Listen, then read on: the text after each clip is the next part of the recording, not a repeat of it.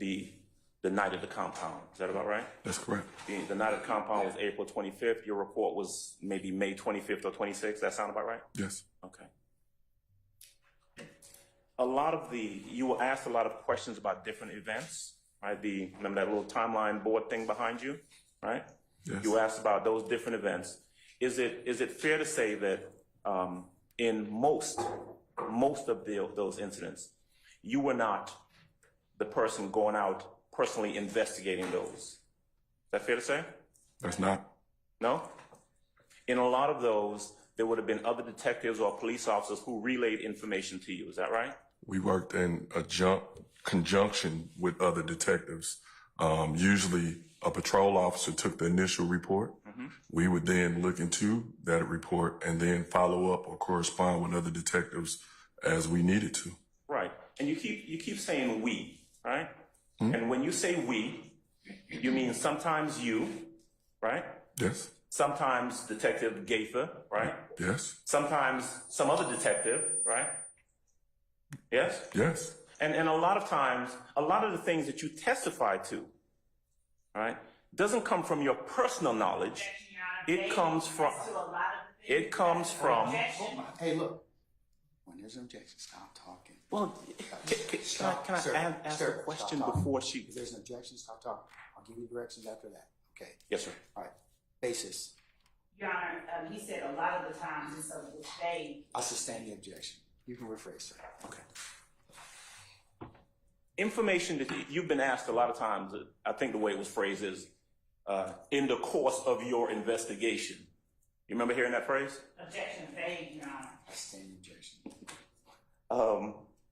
Well, in the course of the investigation that you've been testifying about, a lot of the information that you got came from hearsay statements from either officers or individuals. Isn't that true? Sustain the objection. Right.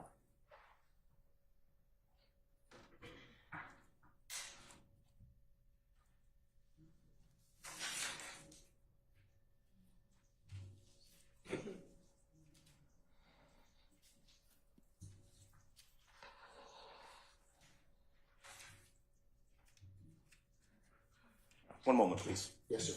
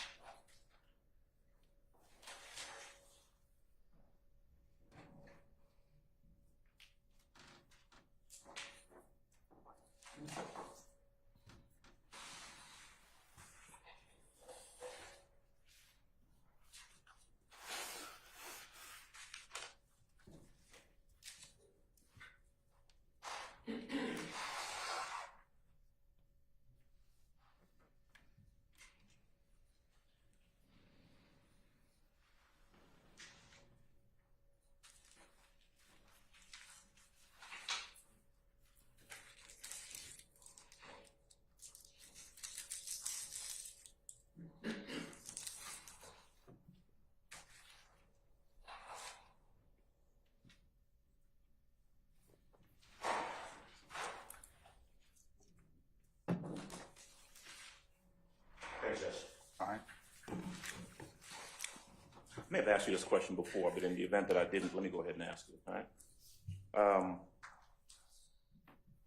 Did I hear you correctly that you don't know the time frame between which this Lil Wayne tour bus shooting occurred and the halftime video, when it was released? I don't know the exact date. No. Okay.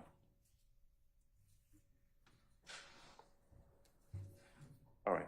That's all I've got. All right, sir. Anyone else for examination of this witness? Cross. Okay, any redirect? Yes, Your Honor.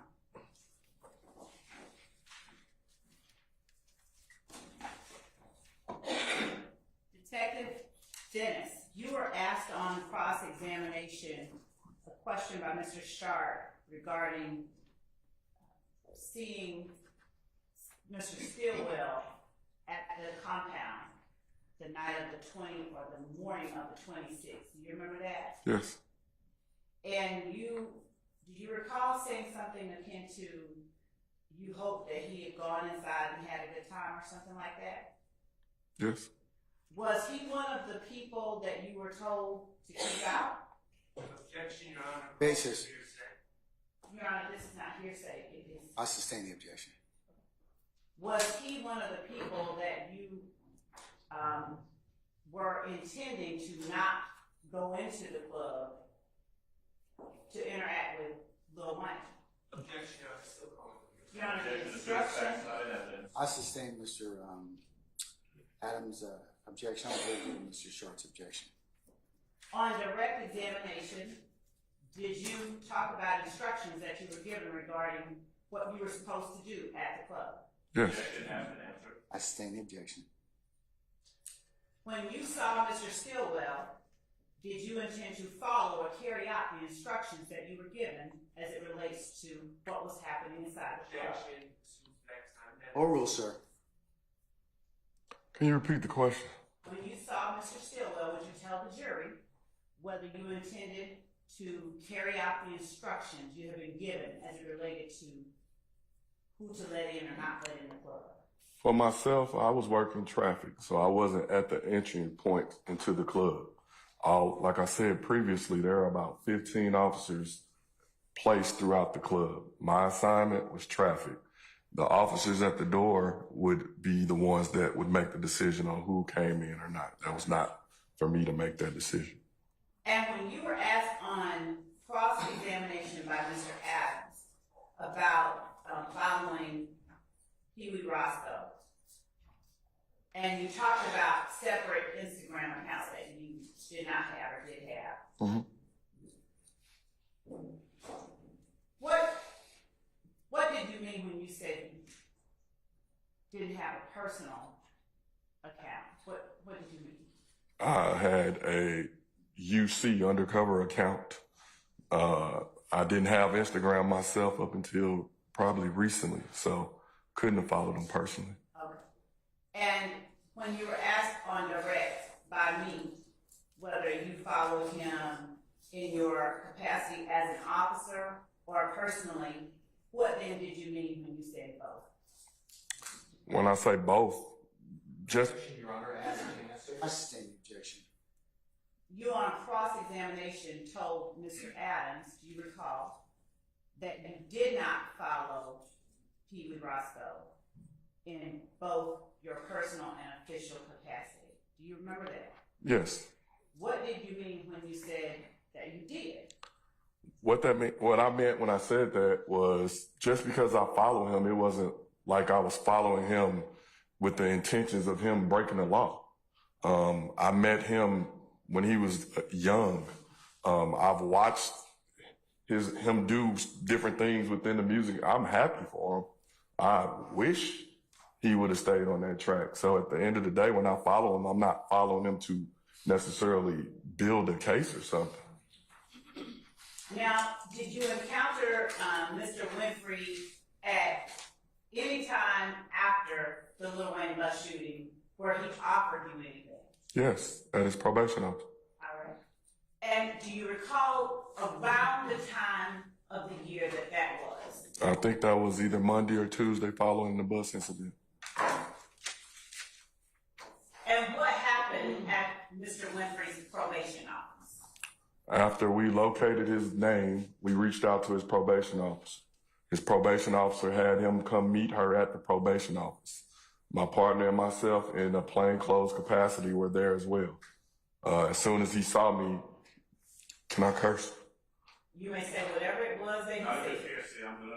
It's, It's not offered for the truth of the matter. It is a pronouncement made to Officer, at that time, Detective Dennis, that is not being offered for the truth of the matter asserted. The fact that it was made is the evidence that we are tendering. The fact that it is made is not a proper response to It a is. hearsay objection, and we don't have any of this information to be on record. Yeah.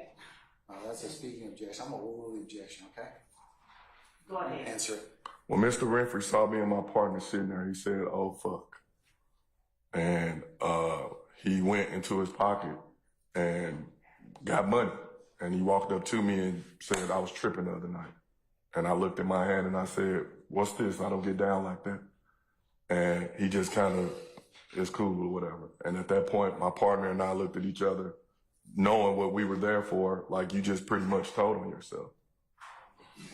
And what did he put in your hand? It was $200. And was it in what form? Do you recall what form it was in? I believe it was two $200 bills. And what did you do with the $200? I put it in a, Overall, sir. Go ahead. I put it in an evidence envelope and sealed it up and initialed it and put it in my file. All right.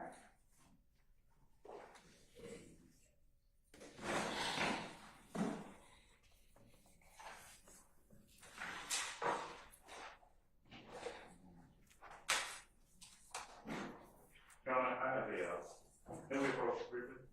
Sure.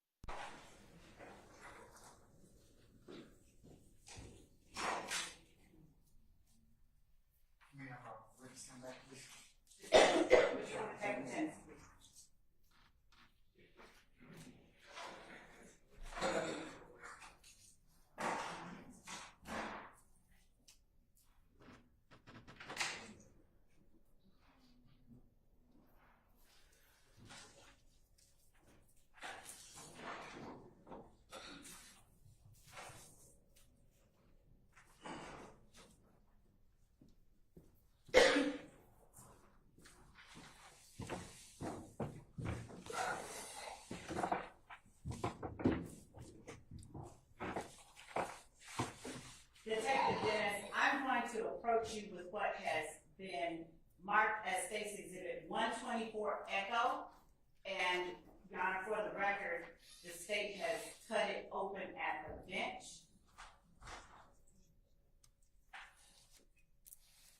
Detective Dennis, do you recognize what has been marked as State's Exhibit 124 Echo? Look at both sides. Yes. How do you recognize State's Exhibit 124 Echo? It's an evidence envelope with the case number and my unique ID number on it. And did you do anything with State's Exhibit 124 Echo back in 2015 as it relates to the Little Wayne bus shooting incident? I put Jimmy Pee Wee Winfrey on it, and then I put the evidence marker on it, initialed it, and put the date on it. And did you seal that envelope up that is labeled State's 124 Echo? Yes. Now, do you see, just for the record, that there's a sliver of the envelope that is now disconnected from the main envelope? Yes. All right. Was that the way that you left it, or did you leave the envelope fully intact? Fully intact. All right. And other than this sliver being cut from the bottom, are there any changes to this envelope from when you sealed it back in 2015? No. Your Honor, the state tender State's Exhibit 124 Echo as evidence. Any further objection to 124 Echo? Bring your suggestion in regards to this. Okay, all right. 124 is, Echo is admitted, objection, Thank you. Detective Dennis, since we've now cut the bottom out, would you please pull out whatever is in 124 Echo?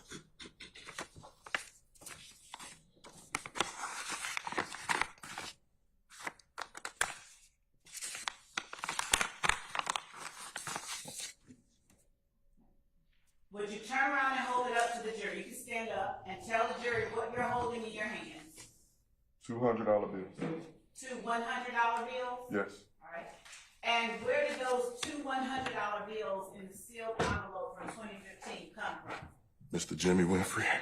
And is there any kind of date on those two $100 bills in terms of the date the money was manufactured or anything?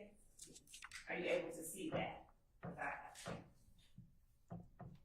It say Series A 2003 at the bottom, I guess. And that's both or one of them? Both. And are there any serial numbers on the bills? Yes. What is the serial number of both bills? Just read them in sequence. One is F as in Frank, L as in Lincoln, 848-707-55, B as in boy. The other is D as in David, F as in Frank, 49037-880, B as in boy. Thank you. Why did you put those two $100 bills into an envelope and seal it up? Objection, relevance. Oh, sir. Because first Oh, jury, now. off, I was insulted because that's an insult to what I stand for. Objection as to relevance. Without talking about your insult, is there any reason beyond your feelings of insult that you put those two $100 bills into that envelope? So we can maintain it and have it as evidence, or just to pretty. So that it was done? Objection to this testimony by the prosecutor. I'll sustain objections to the, All right. Use your words. say again? Move to strike right. Also, ladies and gentlemen, disregard the last To prosecutor's last word. prosecutor's last statement. In your words, why, beyond your level of insult, did you put the two $100 bills in the envelope? So that we have it, and so that it's stated for the record that you can't buy me.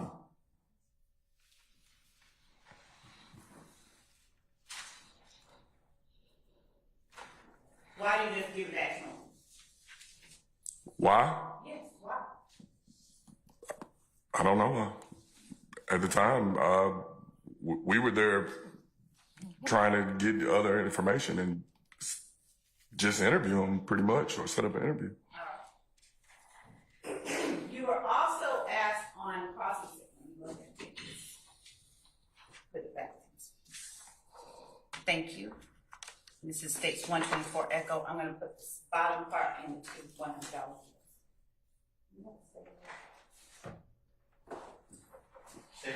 Yes. For the record, Your Honor, I'm just placing 3 staples at the bottom.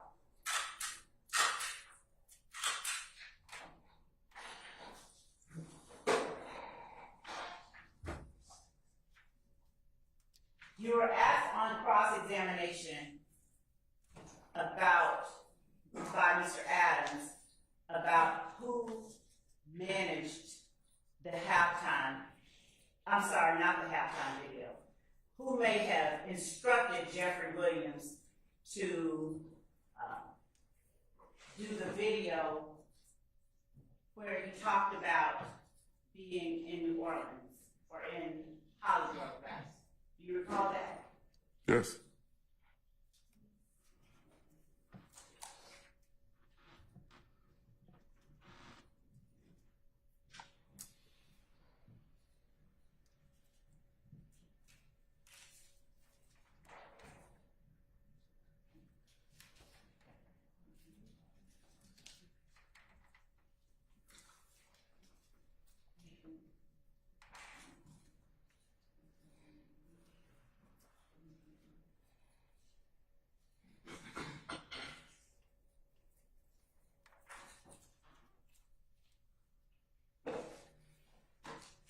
Just one moment.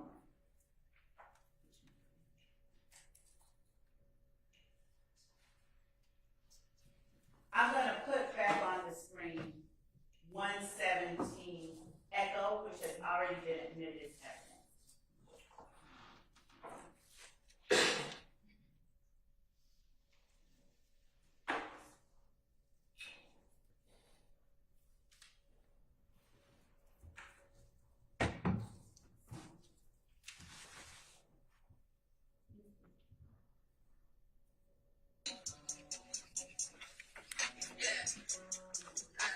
Yeah, YSL. Carter 6 coming out Friday, first show. New Orleans, Holly Grove. Fuck, nigga.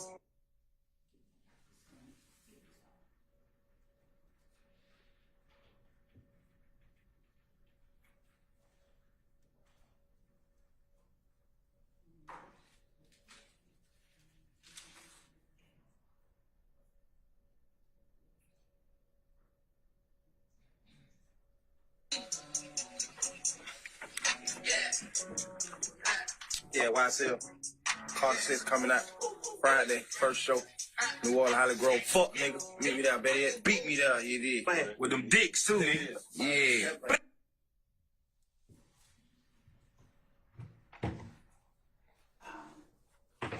Now, when you were answering the question about promotional videos by Mr. Adams, is this the one that you were talking about, 117 Echo?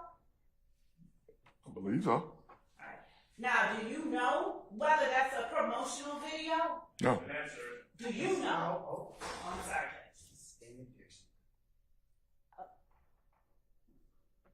How do you personally know whether this is a promotional video? Objection has been asked and answered. Not how, Your Honor.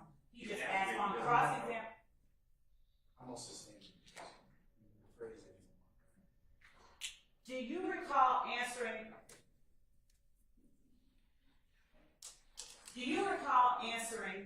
Mr. Adams' question about that being, or whether that 117 Echo is a promotional video? Do you recall answering it? That's all I'm asking. Yes, I guess. All right. And do you recall answering, yes, it's a promotional video? Your Honor, I'm going to object to number 1, to which the attorney testified, and the witness's testimony will speak for itself. Foundation for the question. Do you recall answering, yes, it was a promotional video, it appeared to be a promotional video? I don't recall if I answered yes or no. Okay. Say you did. Say yes, it's a promotional video. Do you have any personal knowledge? Yeah, that. Okay.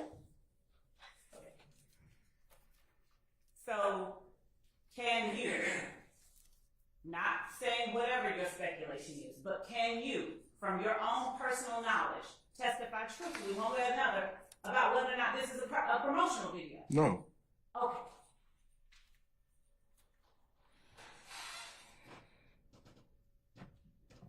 And can you, through your own personal knowledge, testify truthfully about whether anyone other than Jeffrey Williams told Jeffrey Williams to say what he said in that video?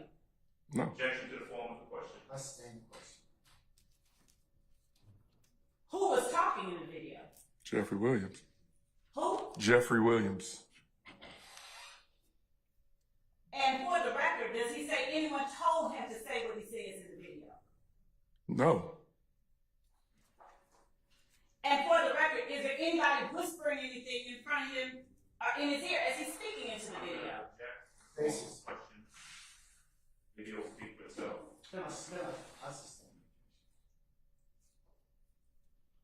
And because the record, Your Honor, can't reflect the next question I'm going to ask it, and there's an objection. Well, For the record, objecting to is the there- form of that question in the speaking question of the court? I don't know what that is. Just disregard, I'm going to disregard counsel's last statement, ladies and gentlemen. You'll be instructed to do the same. Just state the question.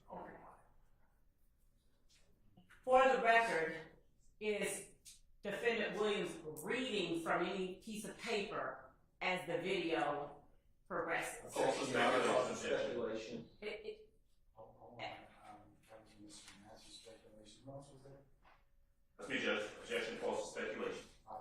Oh, Do you need to say it again? Can you repeat the question again? For the record, while Mr. Williams, Defendant Jeffrey Williams, is speaking on this video, is he reading from any piece of paper? No.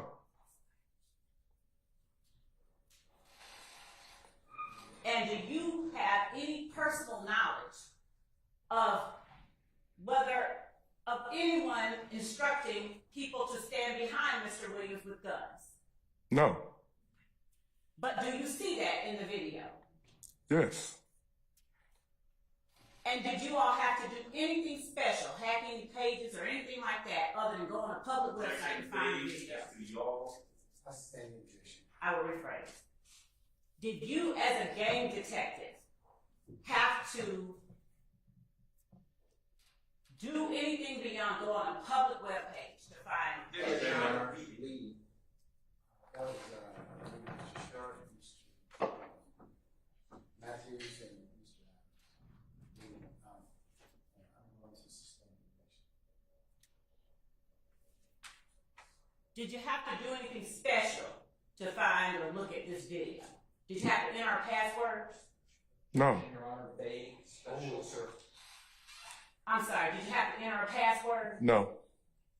Did you have to dial up any numbers or anything like that to get access to it? No. Did you have to turn on your computer Or phone? Yes. or phone? Yes. Did you have to go on a website?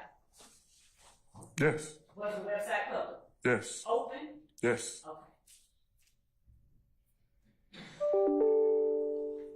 Did you have to do anything with respect to your law enforcement credentials? Did you have to enter any law enforcement credentials to look at this video? No.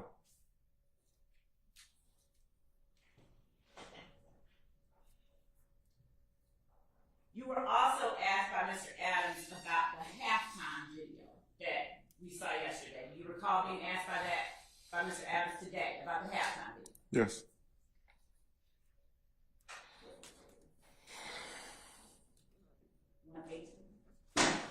Your Honor, we're going to put up on the screen 118 echo.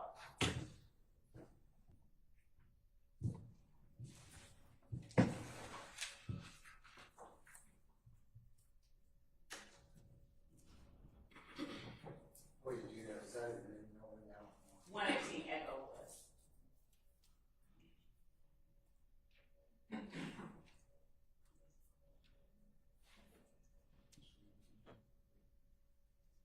Would you like for us to make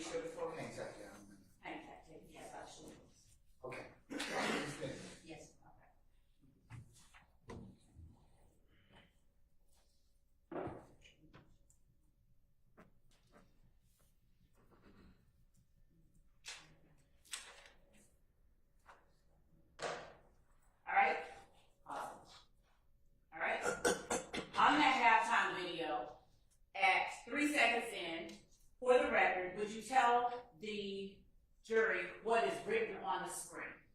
It says by director BLB. And that's B-E space E-L space B. Correct. And who is in the frame as that said, as that language is written? Jeffrey Williams. Go ahead.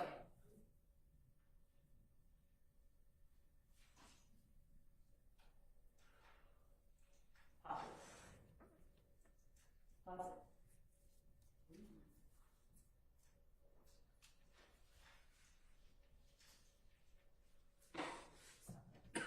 And at 11 seconds in, what is written on the screen? Also directed by Young Thug. And do you know who Young Thug is? Yes. Who is that? Jeffrey Williams.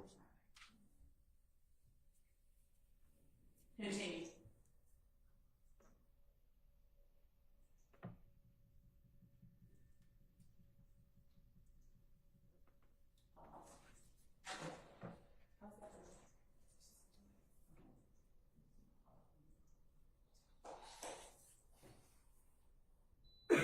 Did you at any time while watching this halftime video, and let me back up and ask, this video, was it also available publicly?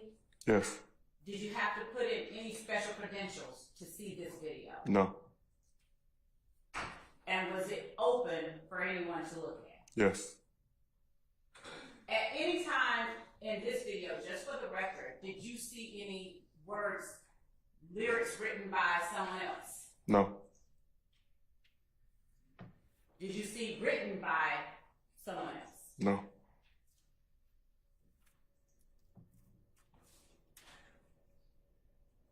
You were asked.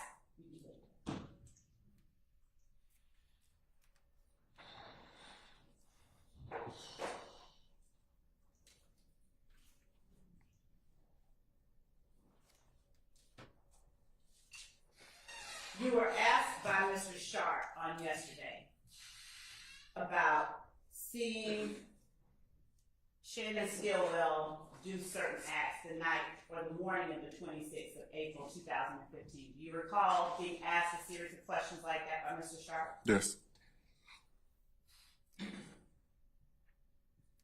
During the time that you were assisting in the investigation of the Lil Wayne bus shooting, did you learn of any... Objection, Your Honor, calls for hearsay, confrontation clause.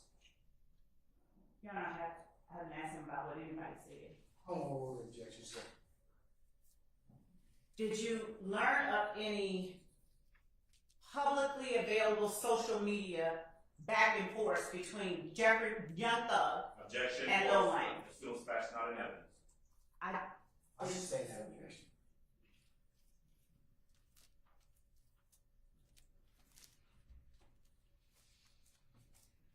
During your investigation of the Lil Wayne bus shooting,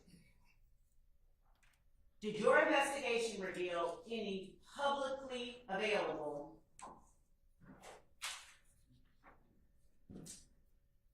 messages and media Yes. between Jeffrey Williams and Lil Your Honor, I'm Wayne? going to object. It's the same question, and it assumes facts not in It is evidence. not, Your Honor. Also subject to the court's previous ruling. Your Honor, I must sustain.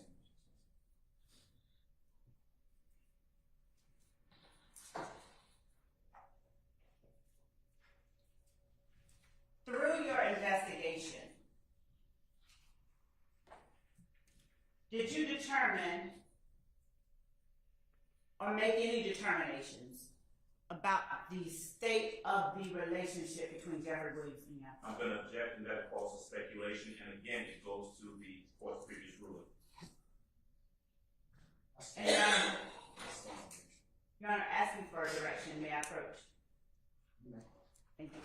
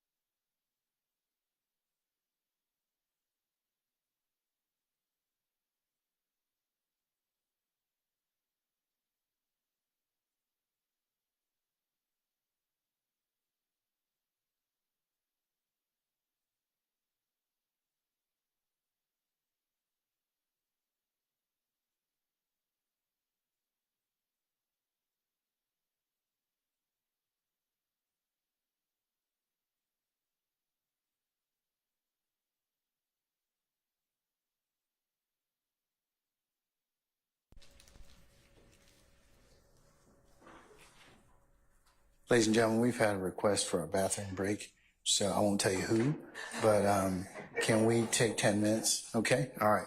Okay, everybody can take 10 minutes, please. All right.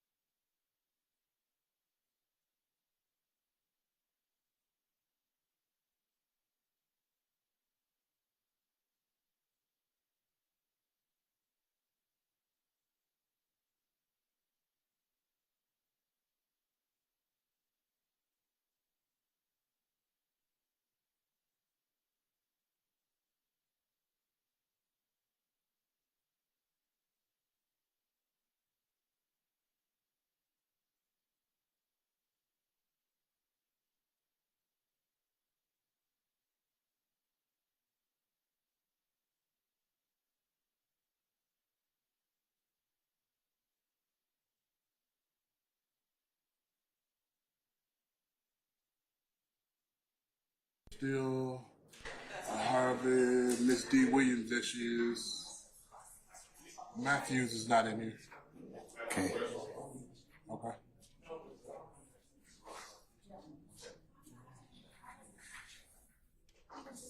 Okay, where's Mr. Matthews? See it. That's true.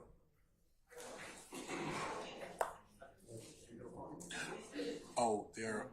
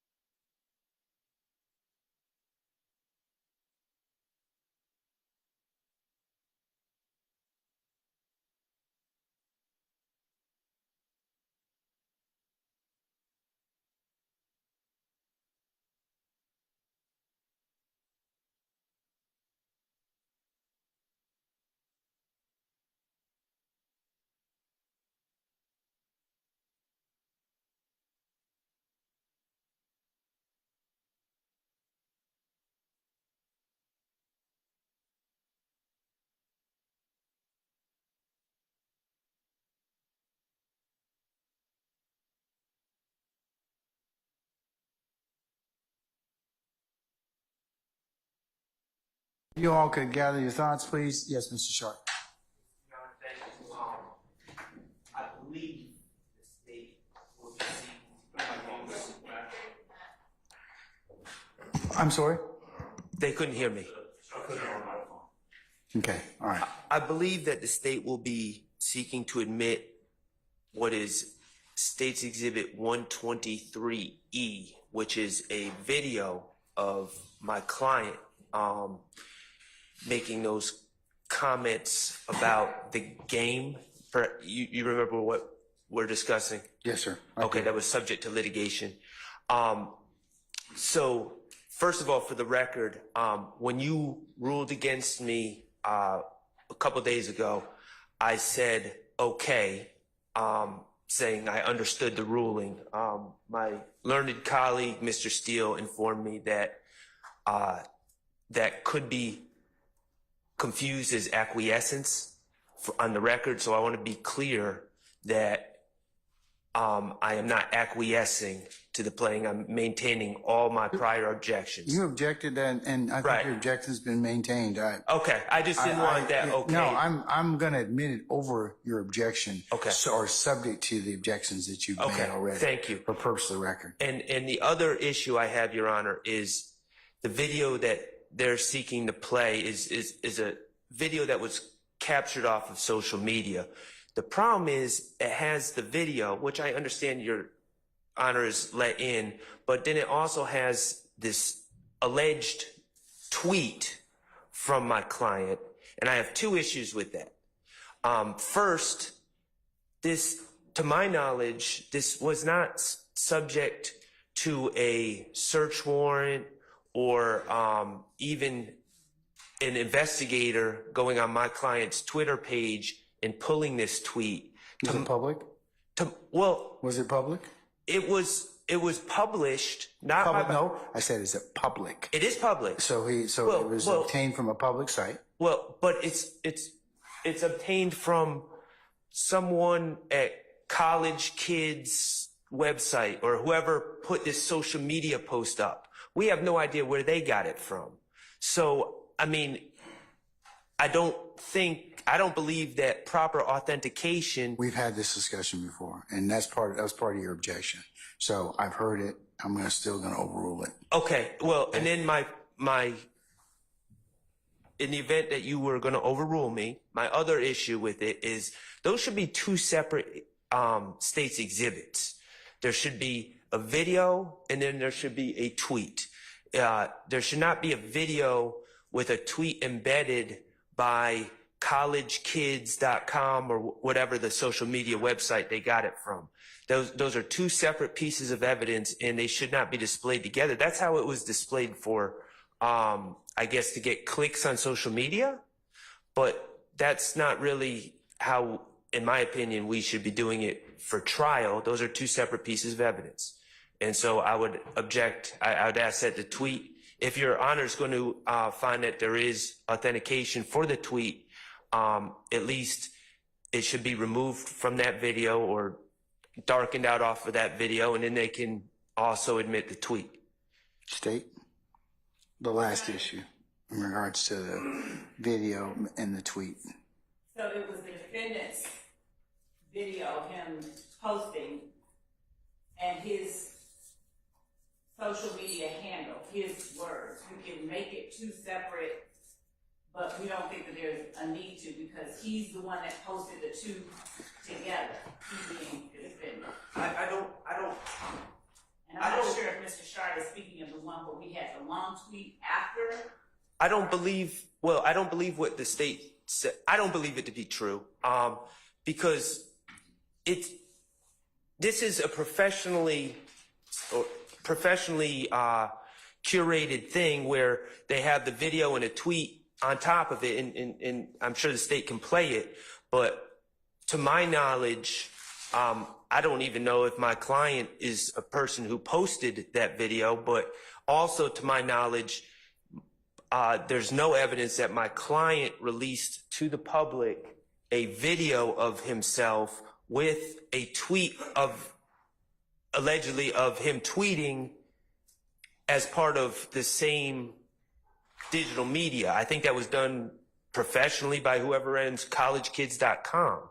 And, you know, collegekids.com is not really the entity that should be preparing the evidence for this case. And if it's two different pieces of evidence, they should be presented separately.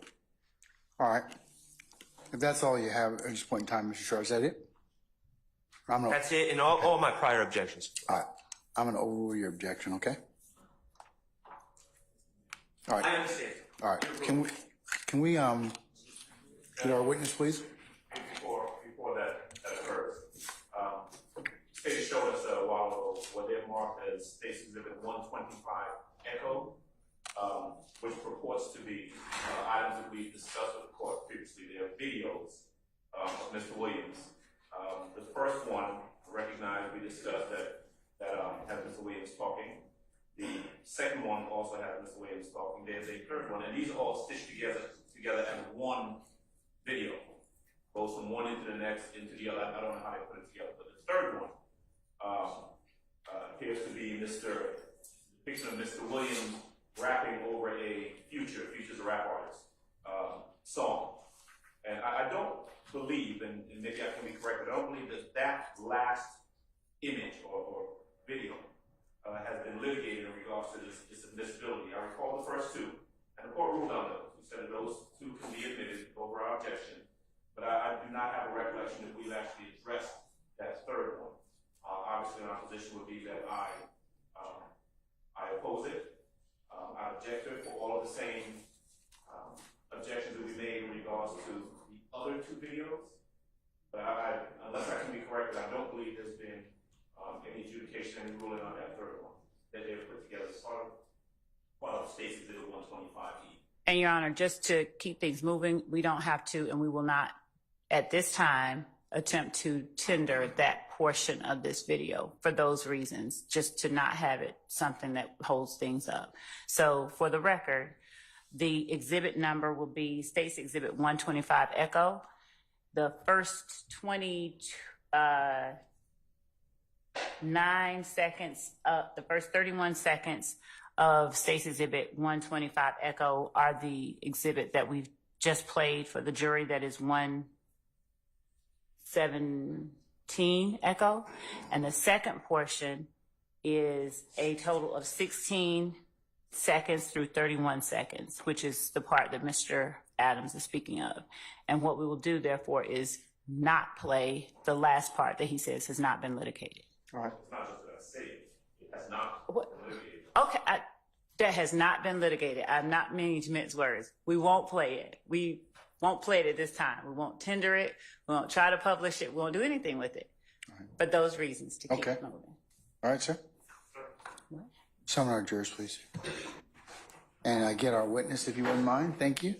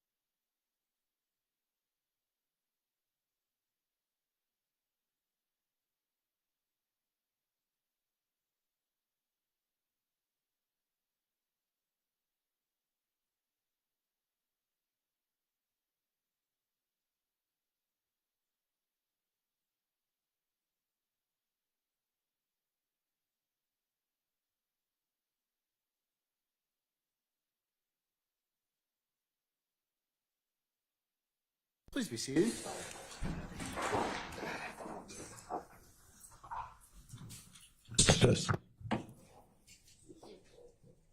I'll just bring the counsel. All right, thank you, Sergeant Ingram.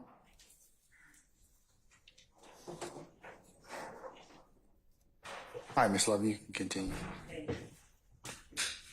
Detective Dennis. It's not on. Okay, I'm not. Okay. No, you can turn it on. I just said not. You want to waste the batteries. Thank you. It can go off. Detective Dennis, are you aware of social media posts by defendant Williams relating to the album or the mixtape that he was set to release during the time of the Lil Wayne bus shooting? Yes. I'm going to show you State's Exhibit 125 Echo. And Your Honor, this is from timestamps 16 seconds to timestamp 31 seconds for the record.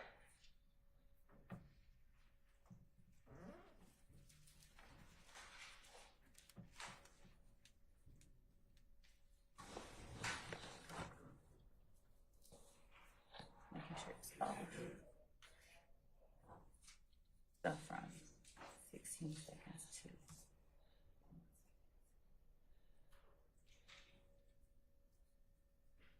Before you show it, has it been admitted yet? no, Your Honor, we're not showing it till it's.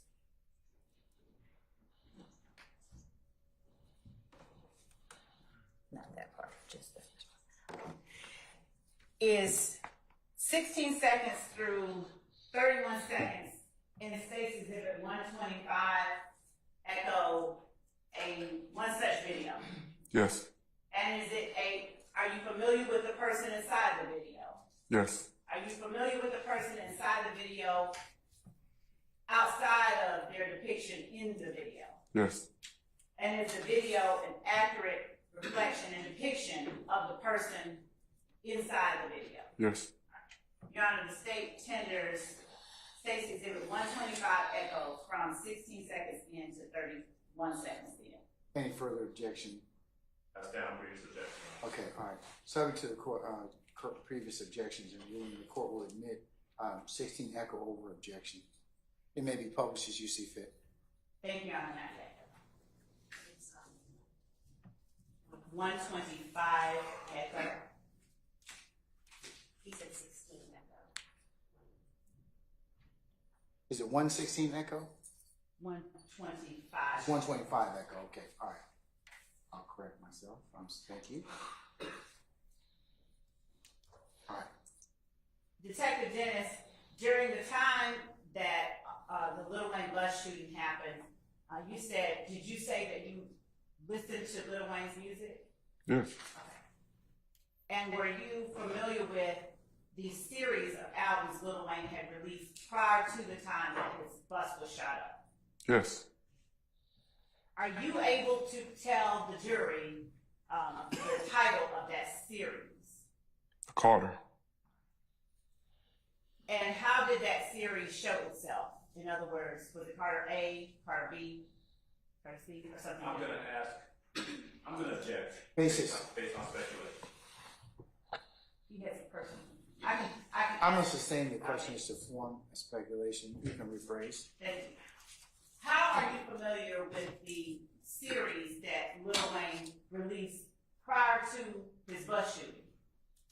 Carter 1, 2. No, don't say it. How are you familiar with the series that he released prior to his bus shooting? When you say familiar, what do you mean? How do you know what the series was? Did you listen to it? I've listened to it. I believe I have it on my playlist. I listened to it. And did you listen to all of the albums or the tapes in that series that you just mentioned, Carter? Yes. So what are the names of each album or release in that series? The Carter 2, 3, 4, 5. Something like that. Okay.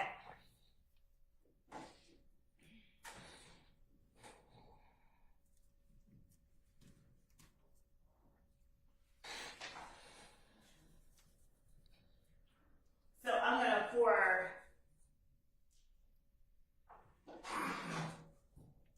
Your Honor, I'm gonna play 1 through 31 of State's Exhibit 125. The first 31 seconds are also contained in State's Exhibit 117 echo. Then I'll object as cumulative.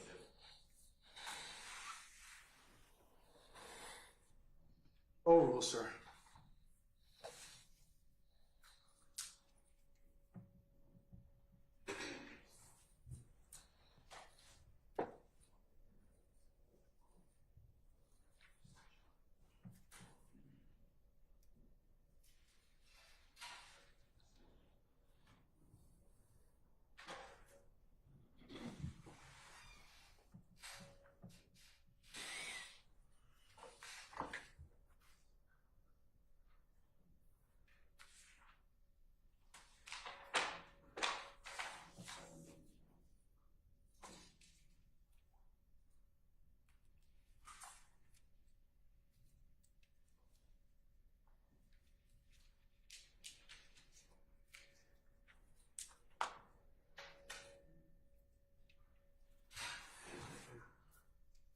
Go ahead, you may play.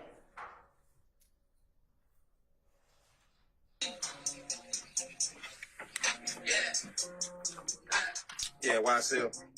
Carter 6 coming out Friday, first show.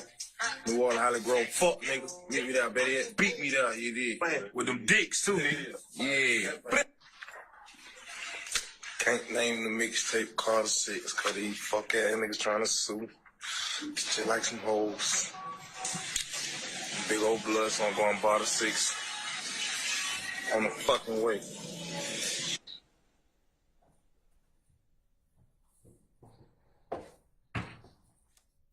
As you stood there directing traffic for Lil Wayne's appearance that night, did you know of any lawsuit regarding Carter 6 and Barber 6? Yes. You did as you stood there directing the traffic? At that time, yes. It was national news. And you were asked by Mr. Sharp about seeing his client and seeing what he had done and whether or not you saw him do anything that was of interest to you. Do you remember that? Yes. That is not what was asked. What's your basis for your objection? The misstatement. All right, I sustain the objection. Do you remember being asked by Mr. Sharp about Shannon Stillwell? Yes. Now, have you also had an occasion to view Mr. Stillwell on social media, public social media, making commentary? Yes. All right. I'm going to show you what we have marked as State's Exhibit 123 Echo.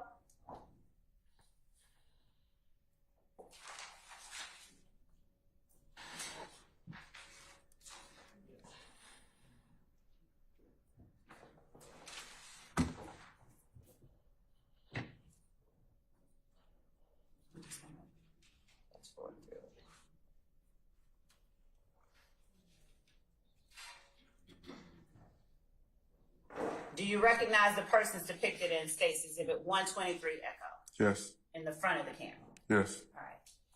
And is this one such public social media posting of Shannon Stillwell? Yes. And do you recognize Mr. Stillwell outside of him being depicted in the video? Yes.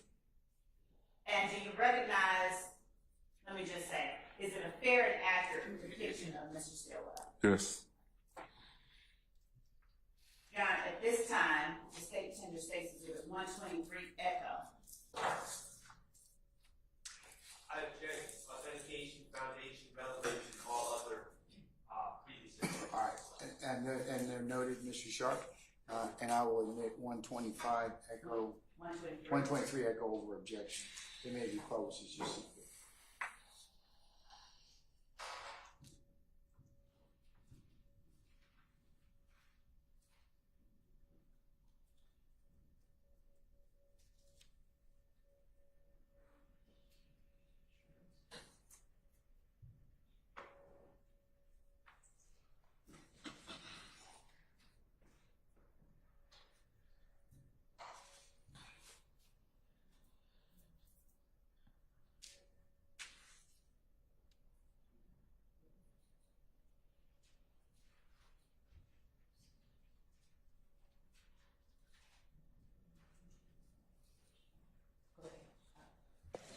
That same shit that got Biggie and Tupac killed, little fuck, nigga.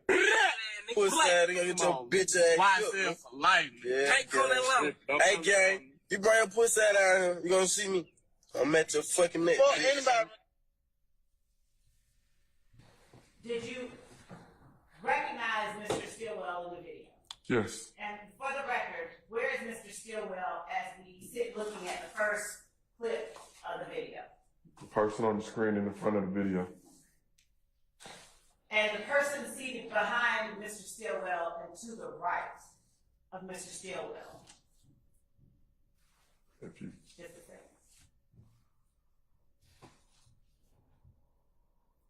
Right there. Right.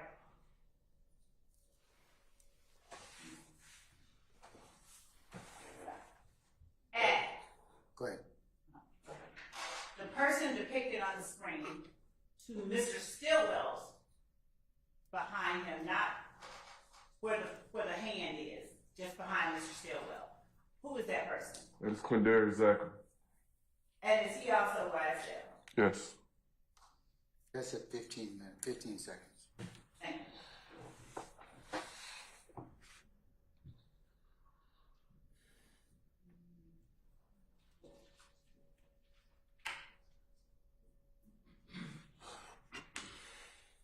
And that's at 7 seconds in. And 8 seconds in. The person besides Mr. Stillwell, whose face is shown at 8 seconds in, is that the person you were referring to as Mr. Zachary? Yes.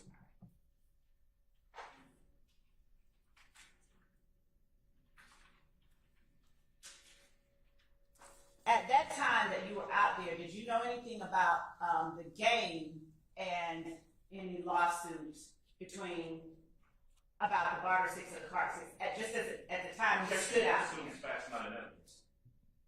I sustain the objection. Were you concerned as you stood on the street corner directing traffic at all about the game that night? No. And the game, to your knowledge, what is it? Just like a basketball game, or is it an artist, or is it something else? It's another rap artist. Another what? Rap artist. All right.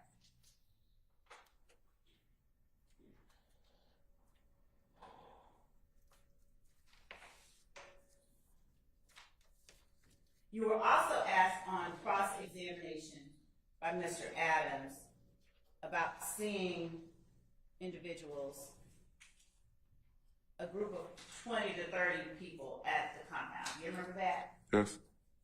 And when you spoke about seeing your report, would it refresh your memory as to what you said about the 25 or 20 to 30 individuals? Yes. I'm going to object. There's been no questions asked, but he's indicated he needs his recollection refreshed. I sustain the objection. Thank you. Do you recall speaking to the jury about a group of people with Pee Wee and Mr. Zachary? Yes. Do you recall saying that they had about 25 to 35 people with them? Yes.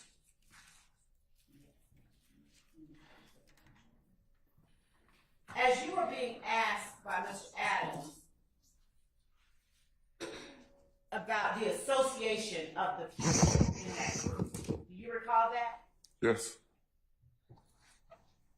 Are you able to tell the jury why you surmised that Mr. Zachary and Mr. Winfrey had 25 to 30 people with them? I'm going to object to the form of the question and misstates the testimony previously. I sustain the objection. You can rephrase. Yes, Your Honor. Do you recall what you reflected in your report about the people with Mr. Zachary and Mr. Winfrey the morning of the 26th? I can look at my report. Would looking at your report refresh your memory? Yes. Your Honor, the state is approaching with State's Exhibit 113 Echo Romeo. That already been shown to defense counsel? It has. Okay, all right. Thank you. just read over it. Don't read it out loud. Starting at the paragraph where I have my finger.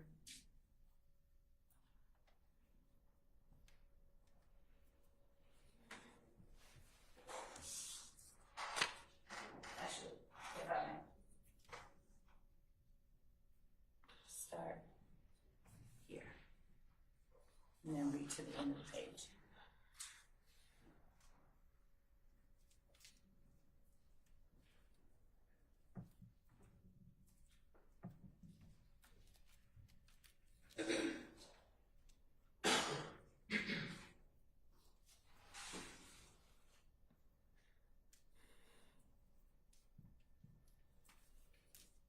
And if you need to flip over and keep reading, go ahead.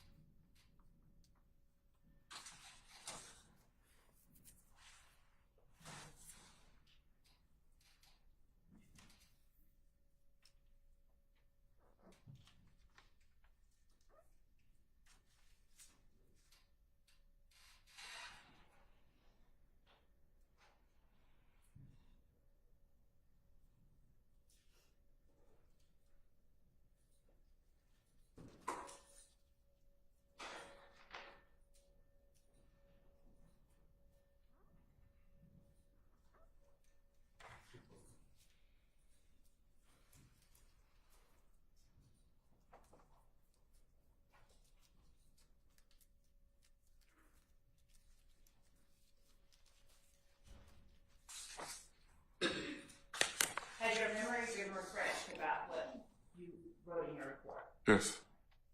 And Mr. Adams asked you about writing a report in May of 2015. You remember that? Yes. When you wrote the report, were the events of the morning of April 26, 2015 fresher on your mind then than they are today? Yes. And did you attempt to accurately document what you recall? Yes. I'm gonna object, these questions have been asked and answered. I'll roll the objection, sir. Now, having refreshed your memory, can you tell the jury, one, whether you observed and documented that there were about 25 to 30 individuals? I sustain the objection, Mr. Foreman. One, whether you observed and documented the number of people who were with Mr. Winfrey and Mr. Zach? Yes. And what number of people was that? 25 to 30. And do you recall why it is that you documented that they were all together? Because at some point I saw them on the corner standing together. Did they also move together? To the best of my knowledge, yes.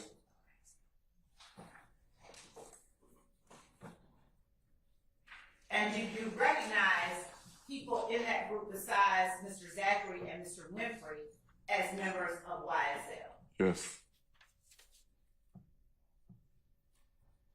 And did that group of people at any point begin to walk towards Lil Wayne's tour bus? Yes.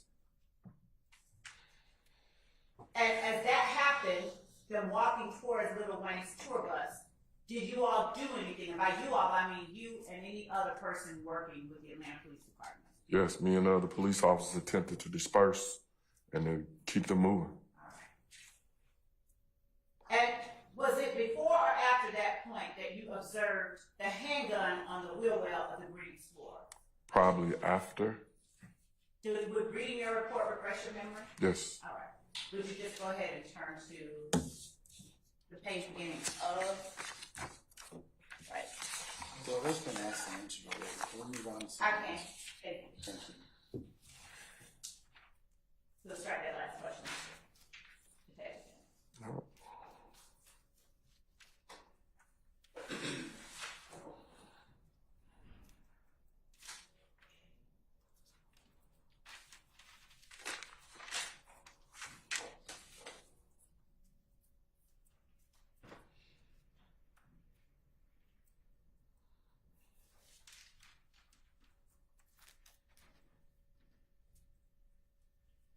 Did Mr. Sharp ask you about where Shannon Stillwell was on the morning of April 26th. Do you remember him asking you questions about that? Yes. Now, were you with Mr. Stillwell before he arrived at the compound with Mr. Garlington and Mr. Stevens? Was I with him? Yes. No. And were you with Mr. Stillwell after he left the compound? No.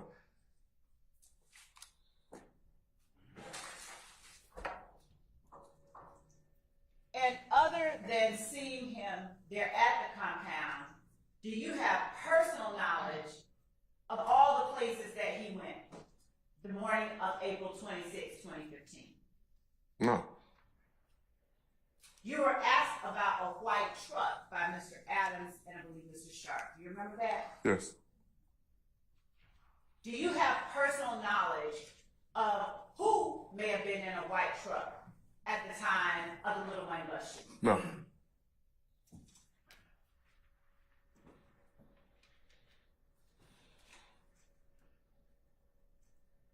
And do you have personal knowledge of where any member of YSL, where all they went after they left the compound?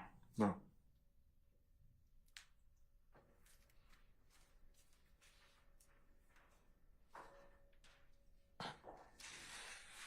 When you were asked by Mr. Adams about the shootings that occurred on the timeline that we have up here, do you recall Mr. Adams asking you whether or not it was true that Kenneth Copeland pulled a gun out on you and Detective Gaither? Yes. Do you recall what your response was? Objection has been asked and answered. I sustain the objection. Did he ever pull a gun out on y'all? Objection has been asked and Sustain the answered. answer. Sustain the objection. Now,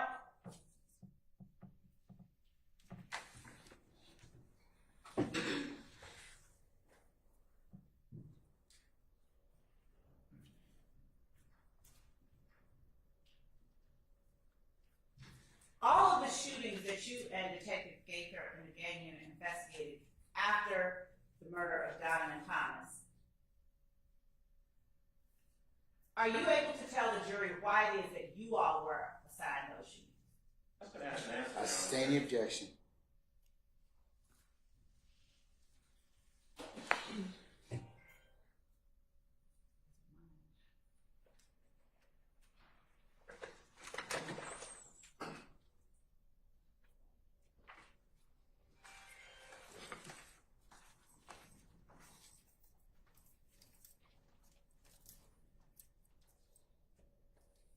Did you investigate any of those shootings that you investigated after the murder of Donovan Thomas in any way different based on which group you felt committed the acts No. that were alleged? No. Just one moment.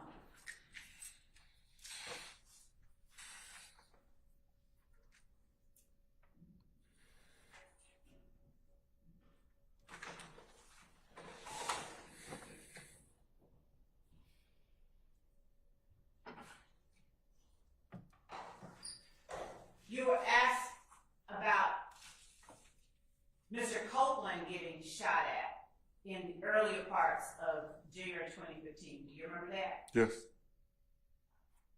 Was Mr. Copeland the only member of YSL getting shot at during that time? No.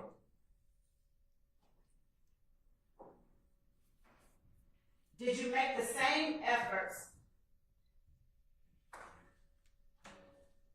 to identify assailants when YSL was the victim as you did when YSL was the aggressor? That's the improper bolstering. I sustain the objection. Did you make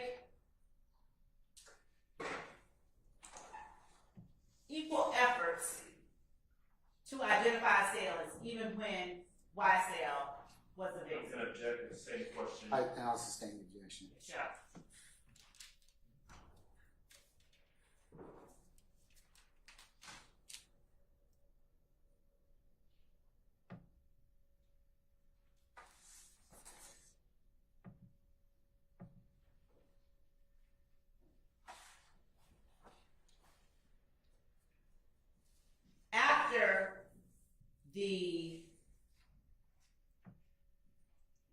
28, 2015 shooting at the home of Entrevia. You shook your head. After Entrevia Smith's home was shot at, did you tell the jury about media that she gave to you? I'm not sure. But Did she give you something? yes. What did she give? She gave me a video, social media post from Antonio Sledge and Quindarius Zachary, basically antagonizing Kelvin Watson at IFCAN.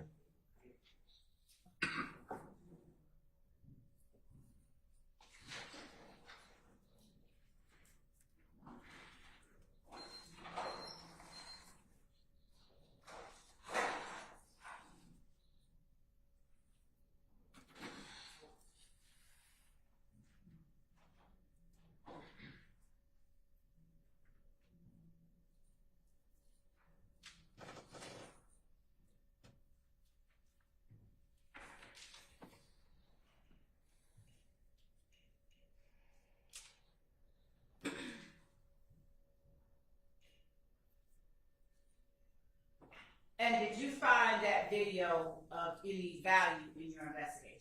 Yes. Did you utilize that video in any way to make, as Mr. Adams put it on cross, corroborate anything that someone had told you? Yes. I'm going to object to that. I've never asked that question. This stage, I'm going to call the question. I'll sustain the objection.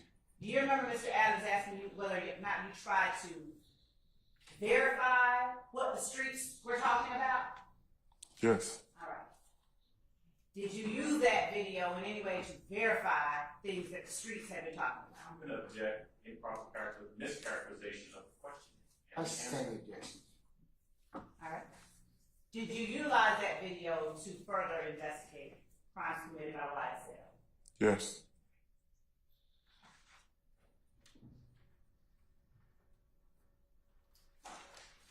When you were given information during your investigation, did you attempt in any way to speak to other people about the information maybe one person had given? I'm going to object as to vague other information. I'll sustain the objection. When you spoke with one member of YSL and that person gave you information, did you try to corroborate it with other members of YSL? Yes.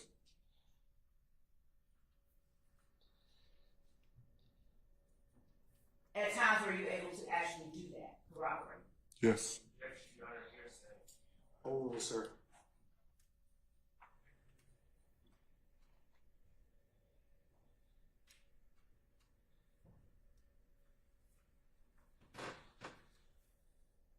Did you use the connections or the Objection compare? to the leading question. I haven't finished.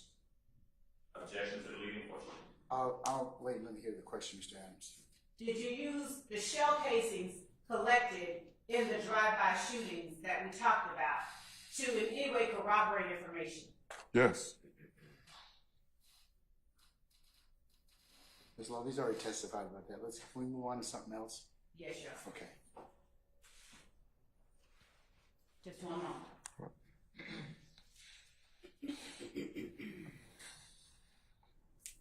Thank you, Your Honor. That's all I have. Redirect, or we should say recross, Mr. Sharp.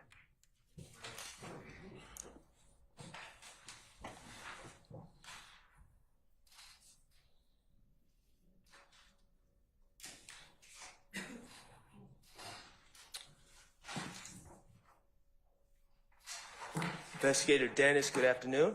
Good afternoon, Mr. Sharp. All right. We've been talking about a white truck. And you did not see one on April 25th. Objection asked and answered by Mr. Sharp. I'll sustain the objection. That's fine. Is it fair to say that you were confused about why I was asking about a white truck? Objection, Your Honor, as to vague and improper questioning. You may be confused. I'll sustain the objection, Mr. Form. You can rephrase, sir. Okay. Did you know why I was asking about a white truck yesterday? Objection, relevance. I'll sustain the objection.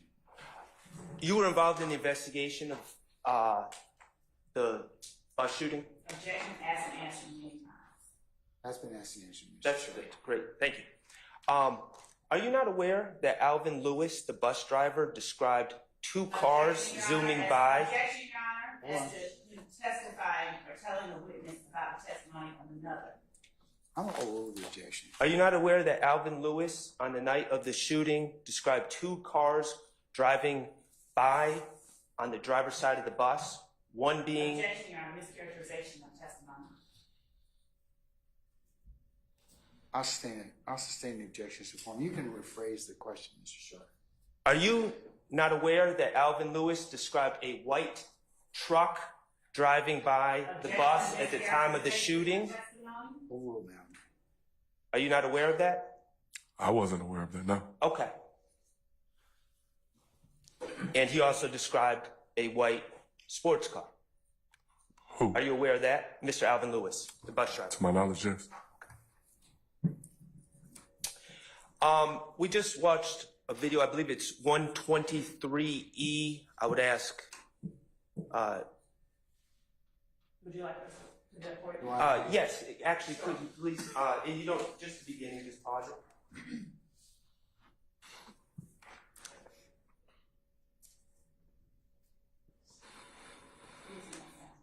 No, I thought you wanted to play it. I just wanted to play it.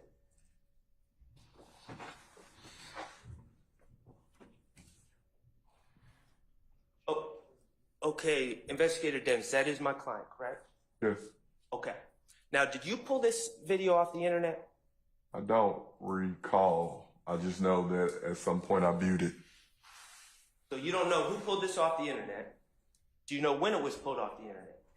It was pulled off during the time that we were this investigation. Do you know a date? I do not. Do you have a police report indicating a date of when it was pulled? I do not. Do you have a police report indicating who pulled it off the internet? I do not. Okay, at balleralert.com. Why is that on the bottom right of this video? Because it was probably screen grabbed from balleralert.com. So balleralert.com is a website that reposts things? Is that correct? Yes, How many people, is it a popular website in your opinion? it is. Okay, millions of people view balleralert.com? Yes. Okay, what about Repost Wiz app? Why is that there? It probably was screen grabbed when it was pulled. Okay, and in the beginning of this video, I don't believe it was played, but you're familiar with this video, correct? Yes. Doesn't it have something in the beginning, even before Ms. Stillwell comes on, that says college kids or something to that nature? If you play it, I can see. Well, it's been edited out here. Objection, Your Honor, we have that one, and it has not been edited out. There are two different. So, What's the base for the objection, madam? The testimony that has been edited out that Mr. Sharp has made. So, objection to the testimony of Mr. Sharp. I'm gonna sustain the objection. Ladies and gentlemen, you should disregard counsel's last questions. so we got a video. Oh, I'm sorry, Your Honor. You can rephrase, sir. I'm sorry. We have a video. You don't know who posted the video, but you're recognizing my client in the video. Yes. Okay. And somehow it goes through Repost Wiz app and then ends up on Baller Alert where it's viewed by potentially millions of people. Yes. All right. All right. Let's talk about the game. You're a fan of hip hop. Yes. Okay. Now, the game, as I understand, his government name is Jason Taylor. Do you know that to be a fact? Don't know. Okay. The game is a West Coast artist out of California, correct? Yes. Okay. The game, even in now we'll just say 2015. Again, we don't know when this was posted, but as of 2015, you would agree that the game was a very popular artist. Yes. Okay. Wins awards, known in the hip hop community. I'm gonna overrule the objection. Wins awards, known in the hip hop community. I sustain the objection. Wins awards. I don't know if he wins awards, but he's a popular artist. Okay, known in the hip hop community. Yes. On videos, back when videos were on TV, the videos would actually be on TV, correct? Yes. MTV, BET. Objection, Your Honor, vague as to what the question is. I sustain the objection. His music videos would be played on MTV, BET. Objection, compound, and objection, speculation. an objection foundation as to where and when any of this person's music videos. I'm gonna sustain the objection, Mr. Short. Have you seen his videos, his music videos? Him being who? Him being who, sir? Game. Have I seen his videos? Yes. Yes. On TV? Yes. Or social media or YouTube or whatever. The Game is not Dwayne Carter. Correct. Objection, Your Honor. Those are two different people, correct? I withdraw that. Okay, you can answer that question, sir. Yes, two different people. Okay. And The Game, I'm talking about April 25th, 2015, was not a concern of yours that night, correct? Correct. The Game was not performing at the compound, was it? No. He was not ever advertised to perform at the compound that night, correct? No. Okay. You are aware, you said you're familiar with my client. Yes. You're aware that he, like many people in Atlanta, was an aspiring rapper, correct? Correct. Okay. You're aware that he would rent studio time, correct? Objection, Your Honor, that would call for speculation. There's no foundation for I it. sustain the objection. Okay. This post that went to Repost Wiz app and then to this video that ended up on repostwiz.app and then went to Objection, Your Baller. Honor, as to the characterization of this post being posted on repostwiz.app. So what's your objection, then? So mischaracterization of the testimony. I sustain the objection. This- I sustain the objection on the grounds. Just go ahead. This video that includes Repost Wiz app and at Baller Alert on it. Do you know how many millions of views this video received? I don't. Do you know how many millions of clicks on this video occurred? Objection, Your Honor, as to the number and basis and foundation. I'm asking if he knows. I sustain the objection. Are you aware of any other post that this aspiring rapper made that ever got nearly as many clicks as this video? Your Honor, to vagueness, speculation, I sustain assumed it. facts, Are- not I evidence. sustain the objection. Are you aware? Objection, he's already sustained it. Let him pose the question first, madam. Are you aware of how many clicks this video received? Objection, Your Honor, calls for speculation. I'm asking if he's aware. I You sustain can the say no. objection. Calls for speculation. Do you know of I any sustain the other? objection already. Go ahead and pose Do you it. know of any other video that this man has ever posted that's received this much attention? Objection, that would assume facts, not an I evidence. sustain the objection. Okay. The game's been to Atlanta since 2015, correct? Objection, foundation. I sustain the objection. Do you know if the game's been to Atlanta since 2015? Objection, relevance. I'll rule that. You can answer it, sir, if you. I don't know. Are you aware of any violence that ever came to the game in any visits to Atlanta? Objection, Your Honor, foundation. I sustain the objection. Do you know of any violent acts that have been committed against the game in Atlanta? Objection, foundation. I sustain the objection. I'm asking if he knows, Your Honor. If he doesn't know, he doesn't know. Sir, you can answer that question. Do you know of any violent acts that have fallen upon the game? I'm aware of a post between the Game, Jimmy Winfrey, and I believe the basketball player O.J. Mayo making a post about squashing the beef, but that was initiated by this said video. Yes. Okay. Well, I'm going to ask you again. Are you aware of any acts of violence? No. Okay, thank you. Anything else? No, that's okay. All right, Mr. Adams? Yes, sir.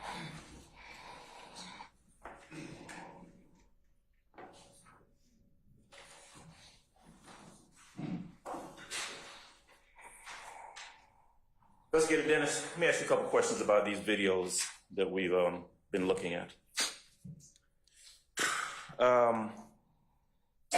States Exhibit 118E. Remember that's the halftime video, right? Remember that? Okay. Yes. All right. Remember when it was shown to you by the prosecutor a while ago and it had the words directed by BLB? Remember seeing that? Yes. All right. You know who that is?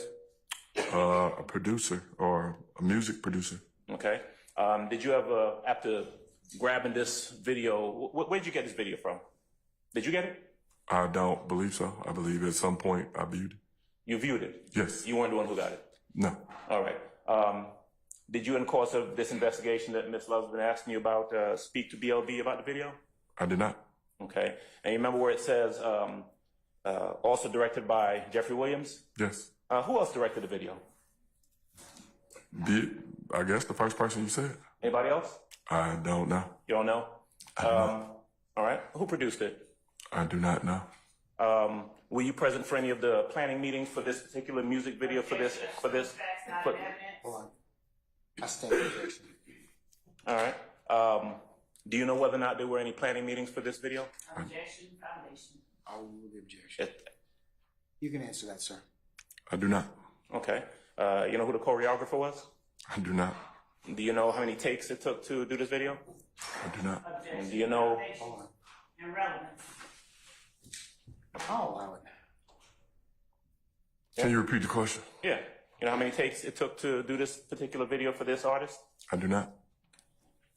Do you know whether there was anyone positioning people to stand in a certain location or to do certain things during the course of the video? I do not. You were asked by the prosecutor about whether or not this music video, Halftime, was available publicly. Remember that question? Yes, You're familiar with the actual song, Halftime, right? I am. All right. Are you aware that this video is a video that was produced in conjunction with the song itself? Yes. And you were asked whether or not it was available publicly. So let me ask you, are you aware of music artists putting out music videos to their songs and keeping them private? All right. Last I got was, are you aware of music artists putting out music, objection, relevance? I'm going to sustain the objection. Okay. Are you aware of Jeffrey Williams putting out other music videos? Other, objection, relevance, Your Honor. I sustain the Okay. objection. In your investigation, as you were pulling these videos and gathering this evidence, did it appear to you that these music videos were to be kept private for someone who's actually putting out music? Objection, Your Honor. Foundation, calls for speculation. I sustain the objection. How about the song Halftime itself? Was that song distributed to the public? To my Objection, Your Honor, asked and answered. That question has not been asked and answered. I'll overrule it. You can answer it. Was it distributed to the public? yes. In your experience, when an artist puts out music, do they normally put it out to the public for public consumption?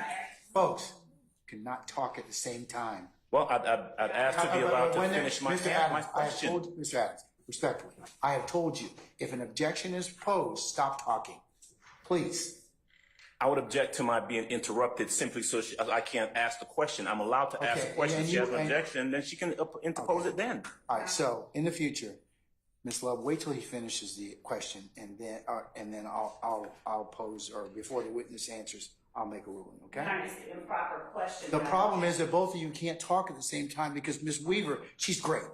She should work at Congress, but because she takes down stuff that fast, but she cannot take simultaneous transactions. So don't do that. And Your Honor, I would ask that the court, when there's an objection made, that the court continue to require the stopping of the question because it's the improper question that I have to object. But I got to listen to the question first to determine whether or not it's objectionable. Okay? So please do that Yes, Your in Honor. the future. All counsel going forward. Yes, Your Honor. All right. And so, Your Honor, I still object to that question, the portion that he asked up until the point that the objection was made. I'm going to overrule the objection. Mr. Adams, you may proceed. I don't even remember the question.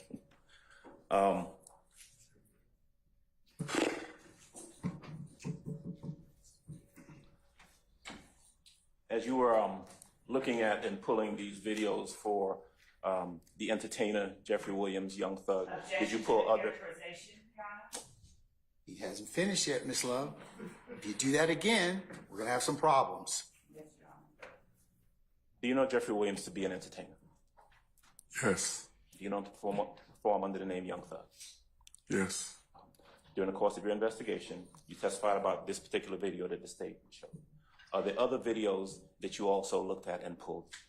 Other music videos from Mr. Williams? You said, are there other videos? Yes. Did you, during the course of your investigation, pull other music videos from Mr. Williams? Objection, Your Honor, they no relevance. I'm gonna overrule the objection. You can answer it, sir. Yes, I've sir. viewed other videos. I don't know necessarily pulled.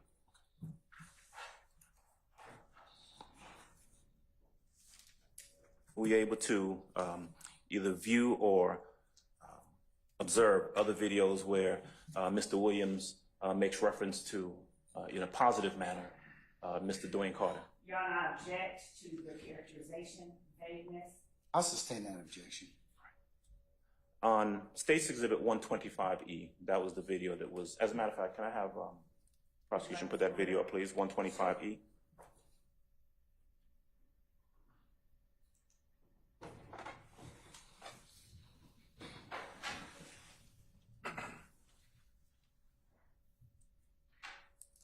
Which section? The whole thing? The whole thing, 1, 2, I believe, 31 seconds, the portion that the state played previously.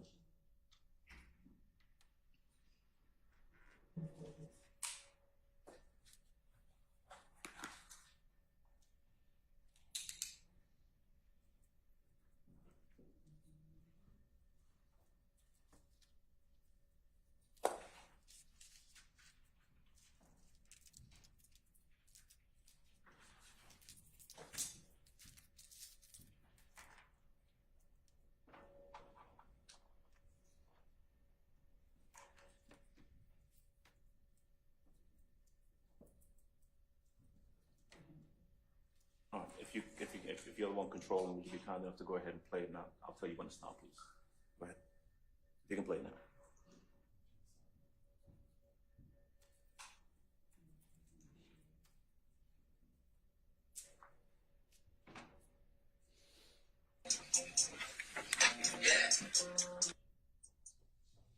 That's fine.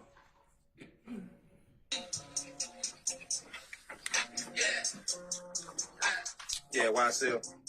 Carter 6 coming out Friday, first show.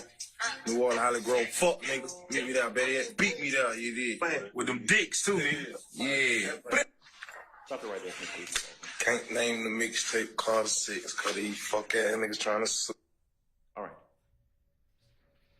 Would you agree that these are two different videos? Yes. Do you know what's taking place in the first portion that we saw? What's taking place? Your Honor, ask and answer. I sustain the objection. Do you know who it is that stitched these two videos together? I do not. Okay. You agree, though, that they are two separate and distinct videos, is that right? Yes. And so do you know when the other one actually ends and when this one that we're looking at right now, when it begins? I do not. Would you agree with me that stitching these two videos together does not pose an accurate depiction of what is said in either one of the videos? Would you agree with that? Objection, Your Honor, characterization, I vagueness. sustain the objection. During the course of your investigation, who gets to choose whether or not you can cherry pick videos and stitch them together as a piece of evidence? Your Honor, objection. Basis. As to vagueness and to the form of that I question. sustain the objection.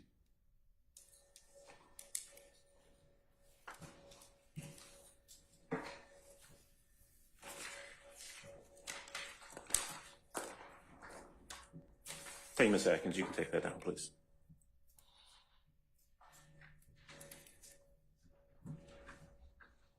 Do you know when this album that we've been talking about, Carter 6 or Carter 6, whatever it is, when it was released? I do not.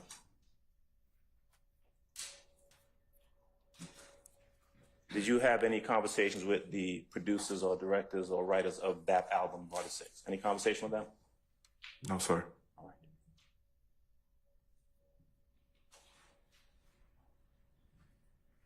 Do you have any personal knowledge about this lawsuit that is referenced, that Mr. Williams references in that portion of the video? I do not.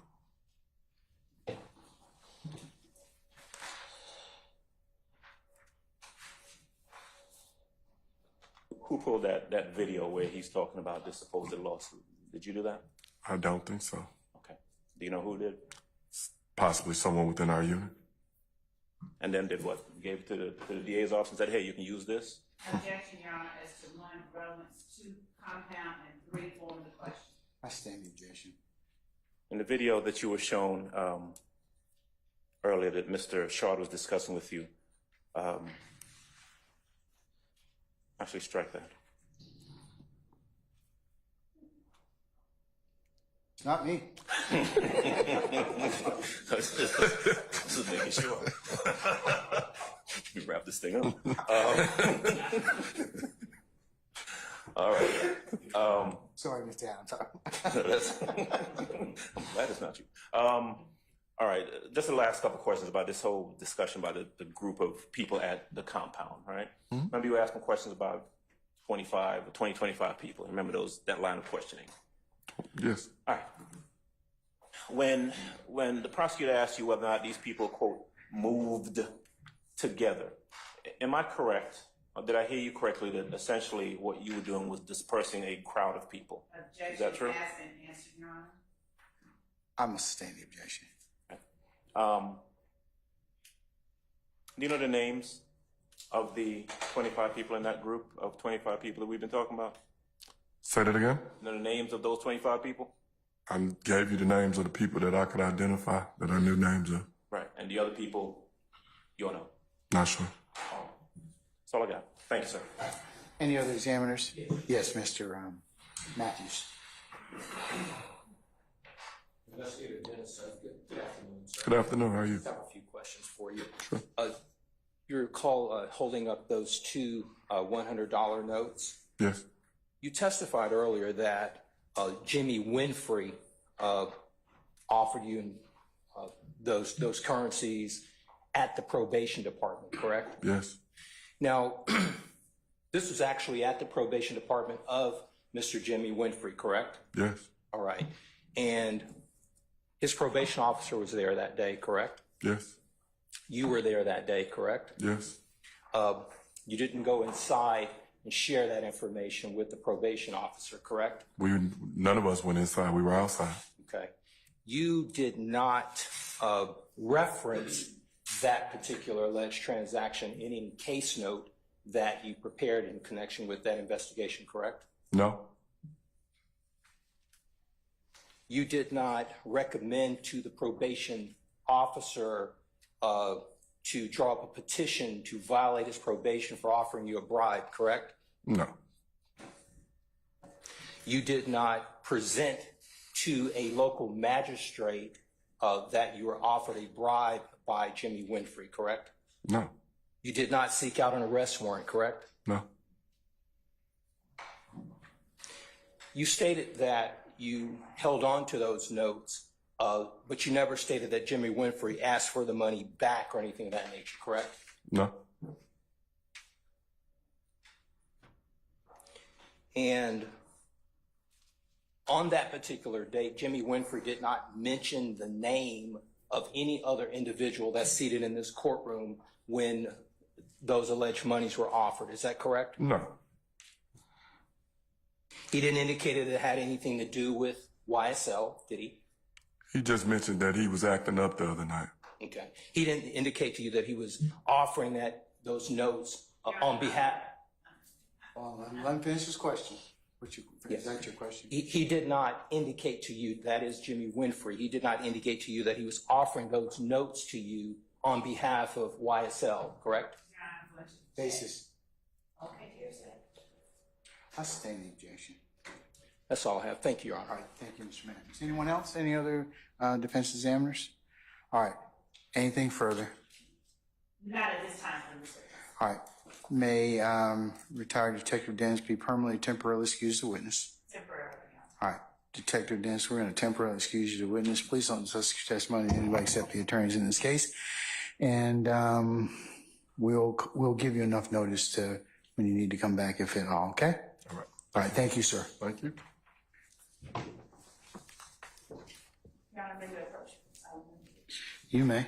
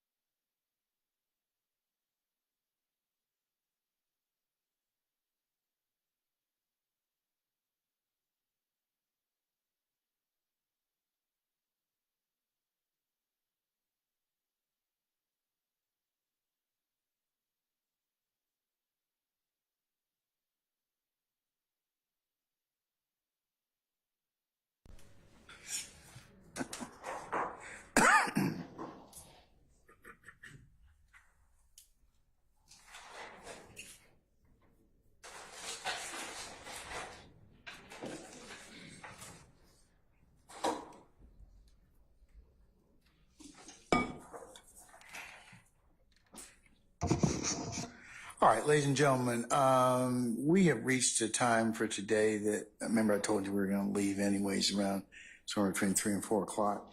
And so what I like to do is I've talked with counsel and given our next witness, we feel it prudent to start on Monday with that witness, okay?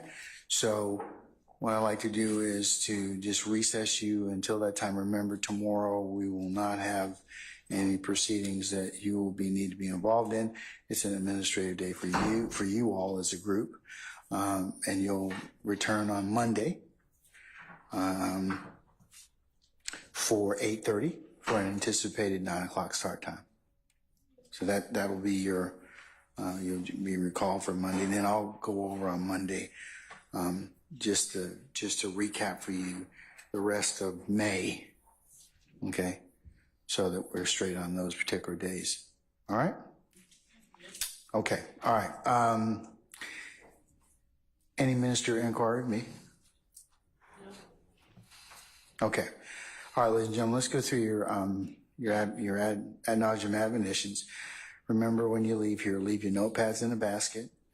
Do not discuss the case amongst yourselves or in onesies and twosies or whatever small groups as you're going or leaving this place or coming back to this space from wherever it is you live within our great county. Do not listen to any media accounts, third-party accounts of this particular trial. Remember, the only thing you can properly consider is what is presented within the four walls of this courtroom.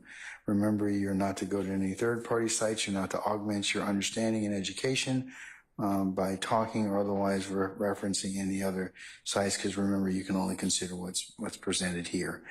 Also, do not go to any of the scenes that may have been depicted. You may have shown pictures as that would not be permissible or authorized.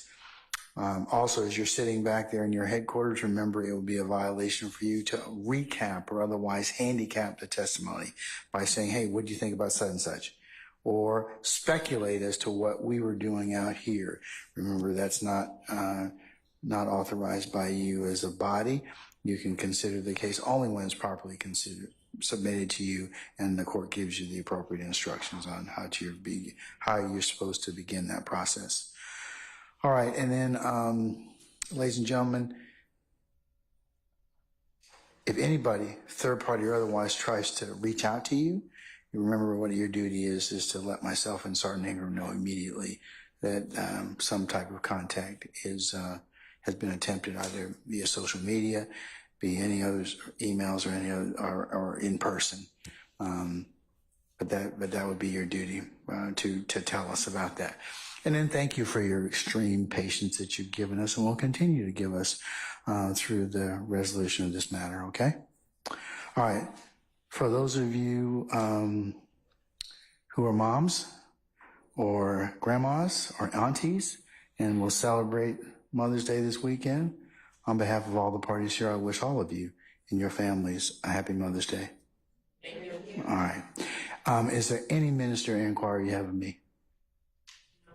Okay. If not, we will see you on Monday at 8:30. Okay? All right. All rise.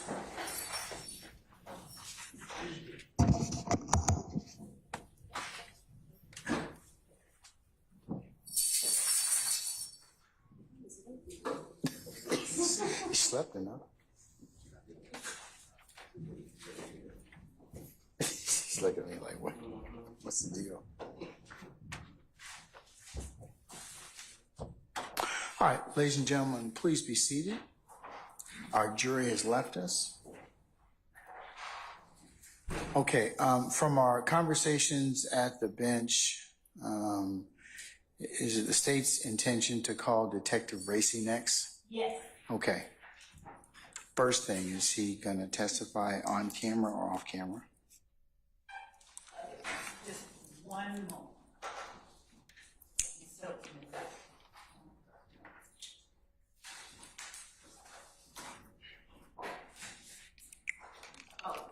I think that he's going to be off camera.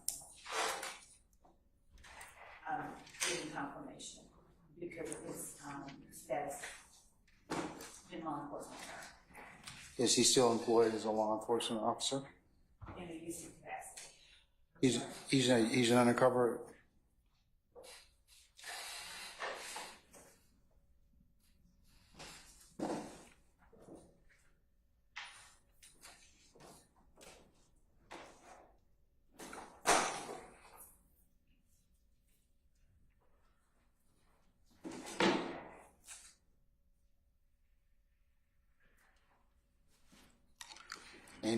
Any defense counsel wish to be heard about that issue? Mr. Harvey.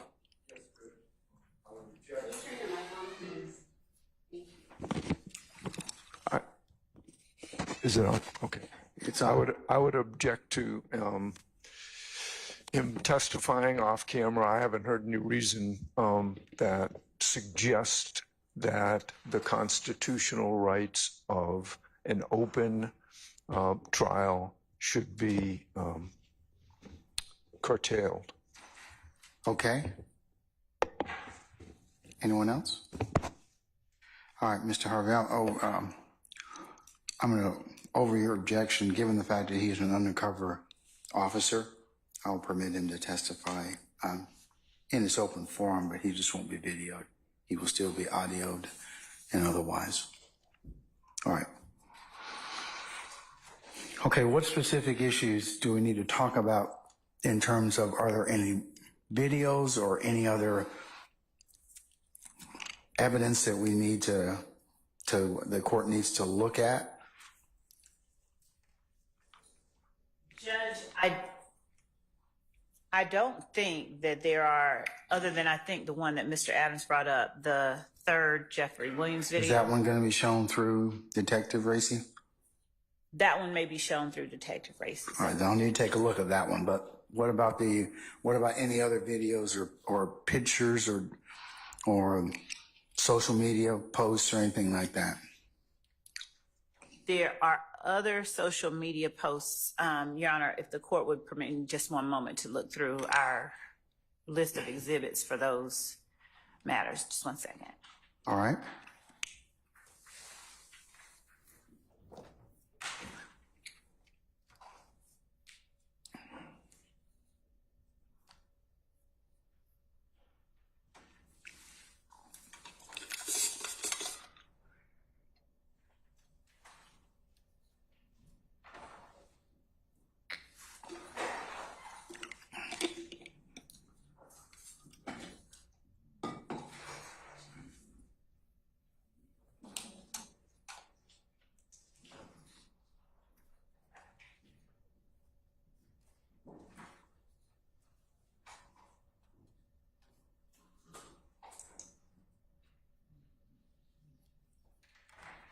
As we are pulling the social media footage, Your Honor, I also wanted to make certain that the court is aware of the addition of 3 other, I think, jail calls from Jimmy Winfrey that we intended to introduce.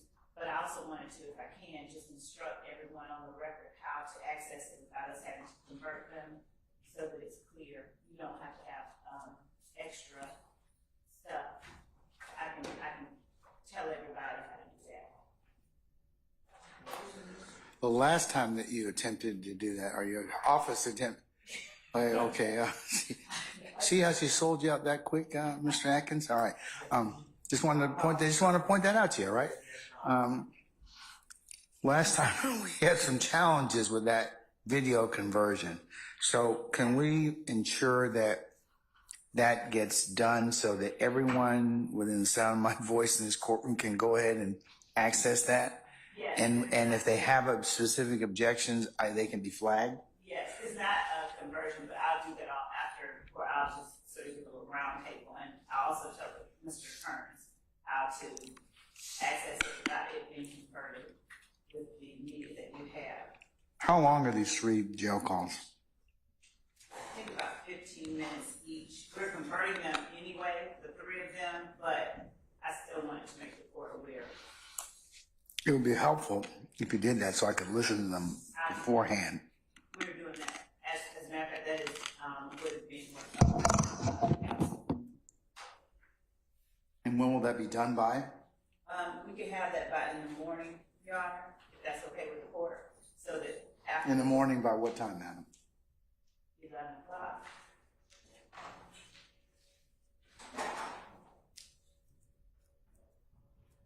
Okay. All right, what else?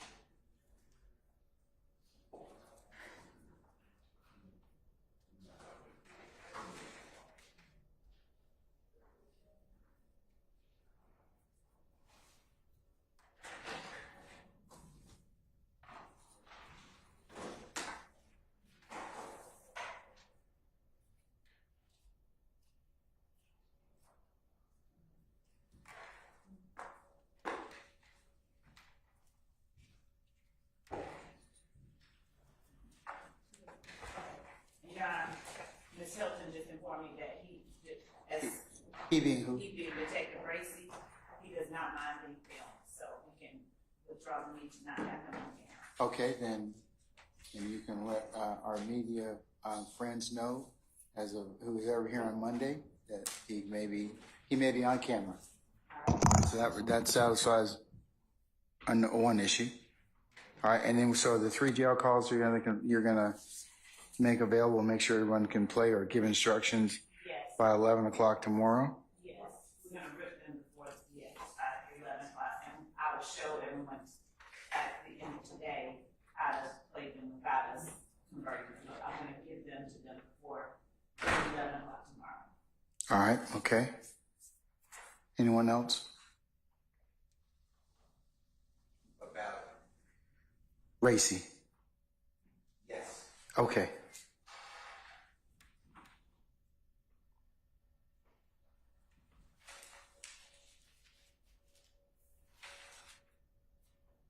Sorry.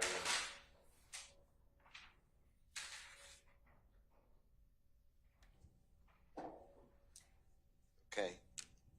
So the state may not, I don't know what they're going to do, but I certainly want to keep the smile on the court, the prepared court. So these are what I flag, but if this is not what the state is doing with this witness, if they would just say that, then I could just move on.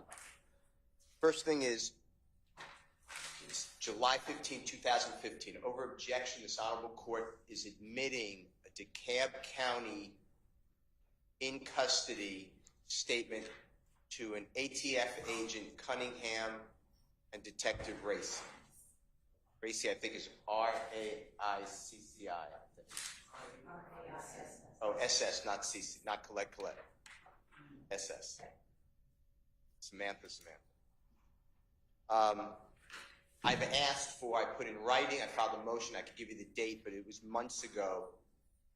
And I specified if the state's going to play it, obviously over objection, there are statements made about the search of Mr. Williams' home that has been suppressed. I think we talked about that. Yeah, I suppressed those already. Yes, but again, I know, the happy court. A forewarned court is a happy court. Okay, thank you. All right. I'm trying to, I've raised this a long time ago. So the state hasn't given me any type of redaction. I've given them what I believe. But if I'm wrong, I'm not trying to waive anything. It's not my recording. So I would like that if the state's going to play it. If they're not playing it, I'm going to move on to the next issue. So is this custodial statement less the statements or any statements made about the search of Mr.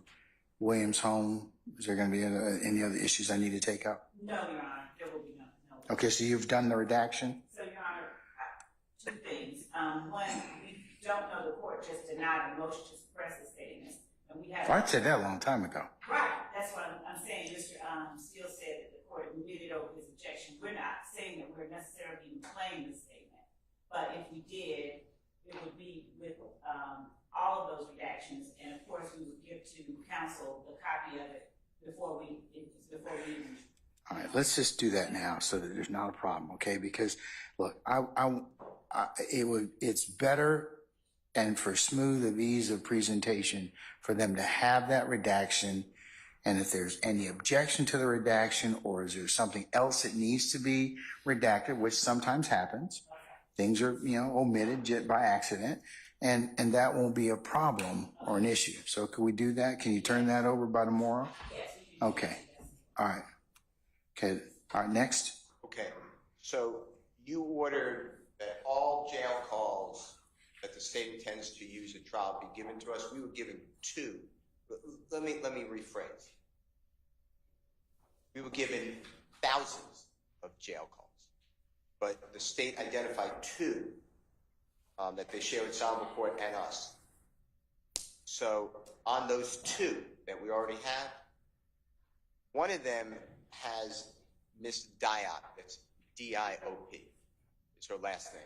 She's speaking with Mr. Winfrey. I'm objecting based upon hearsay. She's not a witness. I don't know if she's going to be a witness, but she's non-testifying. And I'm objecting to that jail call for that portion. On that same jail call, there's also a relative. I don't know who it is. It's a relative of Mr. Winfrey. I'm objecting to that part also because she, as a woman, is not on that witness list to my knowledge. Now, look, I don't know who that person is. I just know that that person's not testifying, at least for the jail call. So I'm objecting under hearsay to these non-testifying people. There is the second jail call that we all heard, Your Honor, that was sent to you that involves Mr. Williams on the call. I'm going to object, but I understand that is Mr. Williams. So, I'm objecting just for the fact of 403. It's unnecessary. It doesn't go to highlight anything. However, I understand the rule that I believe it's my client's voice and Mr. Winfrey's voice. So that portion I'm not objecting to in and of itself. You just have a general objection to the phone call being admitted, period. Yes. Okay. And more specifically, any non-testifying party except my client. Okay, right. But that's the one that involves Mr. Winfrey and your client purportedly, right? Small part. Other parts involve other people. It's more than my client on the call. It's as if like. So do you have objections to those non-testifying witnesses as well? Yes, that's what I'm saying. All right. I'm objecting to all the non-testifying witnesses. Okay, so let's do Winfrey call number 1, State. What about these non-testifying witnesses that Mr. Steele's purported, are they going to testify as part of your case in chief or the foundation for those calls, or what's your intent? Are you going to edit them out? So, Your Honor, we're not, the calls that we'll be introducing through Detective Racy, and it will be Ms. Hilton that will be doing the examination. The calls that we will be introducing they come in through a number of exceptions, the statements that are not made by Defendant Williams.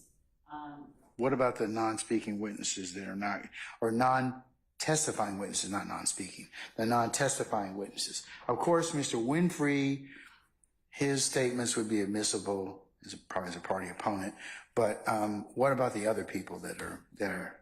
For context, Your Honor, under the rule of completeness, the conversation itself that is being had, Still hearsay. Still hearsay. It would be admissible to complete we're not using those for the truth of the matter asserted. They would be being. I know that, but that they're still objectionable under that particular basis. So. If we could just. We've covered this before. We have. We've covered this before. To pull up the calls themselves or to speak specifically about. I listened to those calls. Remember, you gave them to me. So, Your Honor, they are one, not. It could be considered co-conspirator statements that are being offered for the effect. So when you get a response by Mr. Winfrey to something being said, Mr. Winfrey, for instance, if he asks someone to do something, to call someone, and the person responds, okay, whatever, and then Mr. Winfrey gives further instructions, those statements Your Honor, and I will pull up the statute before we give you 1 second to do so. Those statements are so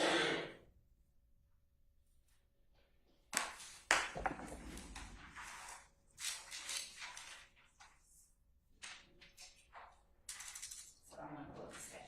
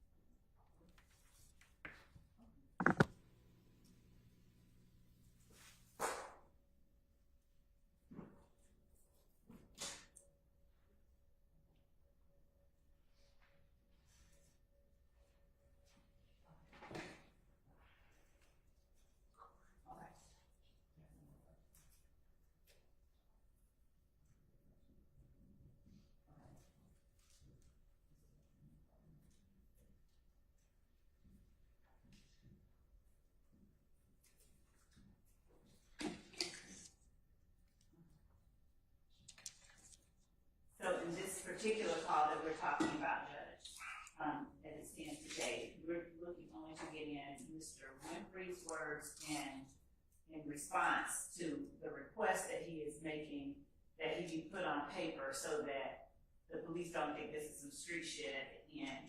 So not the whole call that includes other commentary, but the portion where he is instructing someone to do something for him, and their response to his instruction. And the fact that he made the request, and the fact that the response was given, not so much what the response is or the content of the response, but just that, for instance, put me on paper with YSL so they don't think this is some street shit. Okay, we'll do that. Not saying that they actually did, but the fact that it was conveyed.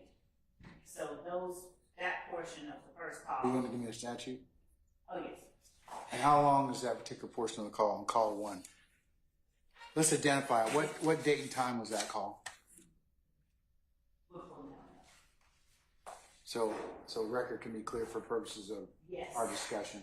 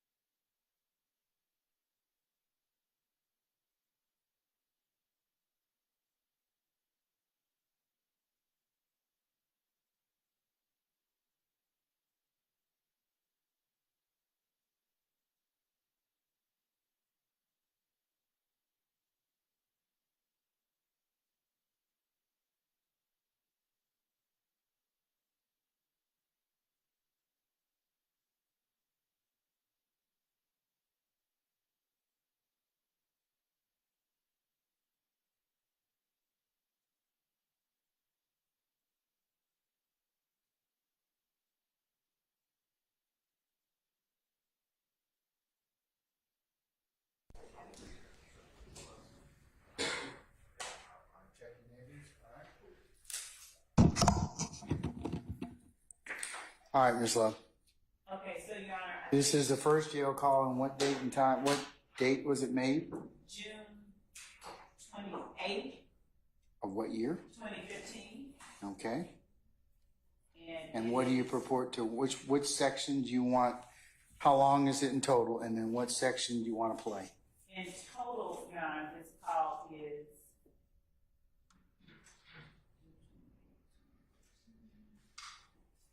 it's 30 minutes in total, and the portion and the timestamp was on the recordings is 15:58:02. And to what date, to what time?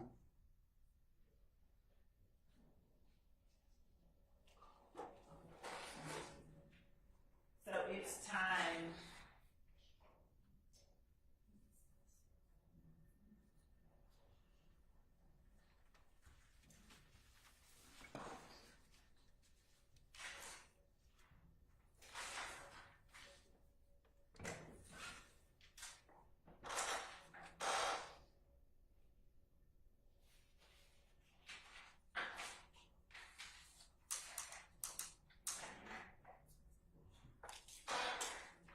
So Judge, I'm getting the timestamps, but there's a portion in the middle and the last 2 minutes of the call that we intended to play. And so getting the timestamps of the portion in the middle is what I'm trying to get right now. So you're gonna play from 15:58:02 to a particular section, skip, and then go to another section? So 15:58:02 is the time of the call itself. So from approximately 15 minutes into that call. So what time is that? That's what I'm trying to get right now.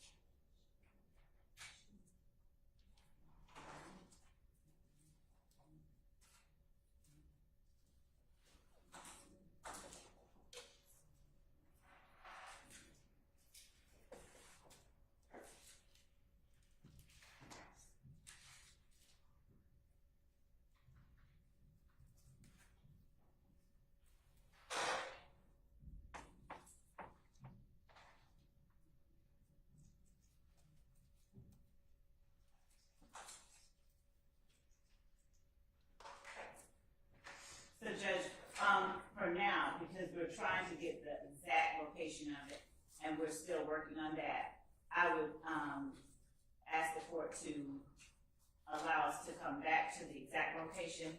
I would just have the authority for statements, and not all of them, not random statements that have nothing to do with what Mr. Winfrey is asking for and saying. But I would ask that the court allow me to just point to the authority that I was speaking of earlier for the inclusion of the statements that were not made by Mr. Winfrey. Okay, but is this relative or related to the call that that the portion of this particular call that was made on June 28th? Is that what you're asking me to, or to consider to admit?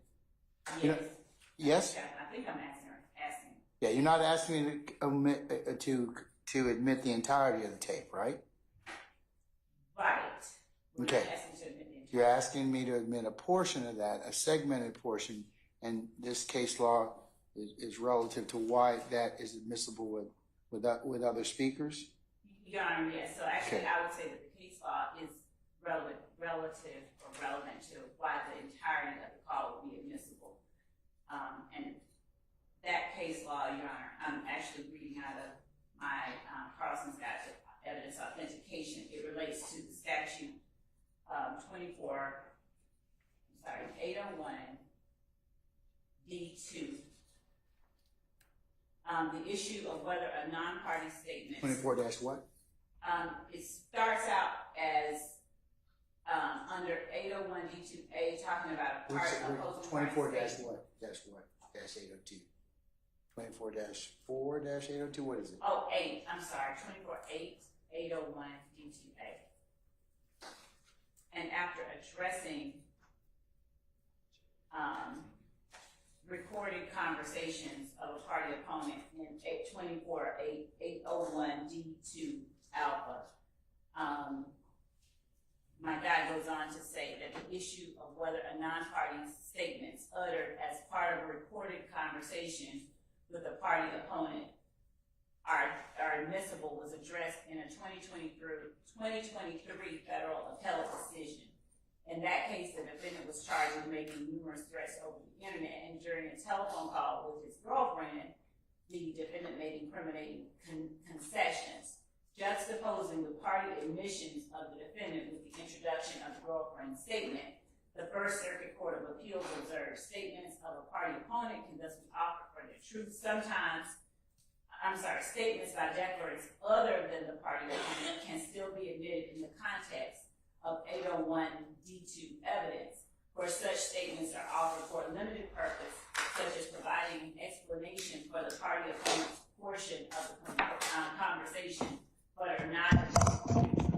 So as to the call itself, the entirety of the first call that we're talking about, our position is that the statements by other people than Mr. Winfrey would not be being offered for the truth of their matter asserted, but rather for the context, to provide the listener, the jury, with the context for that call. And Judge, I'm looking in a smaller book than the one I normally look in. I can give the court my copy of the third edition of the Guide to Evidence Authentication.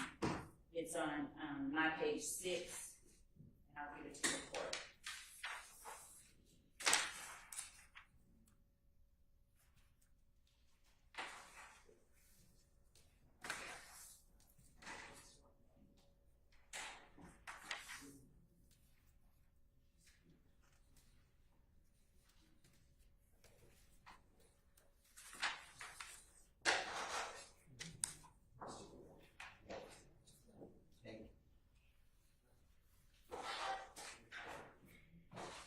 Starts on page 6 and it goes into page 7 in section 1.05, recorded conversations and messages.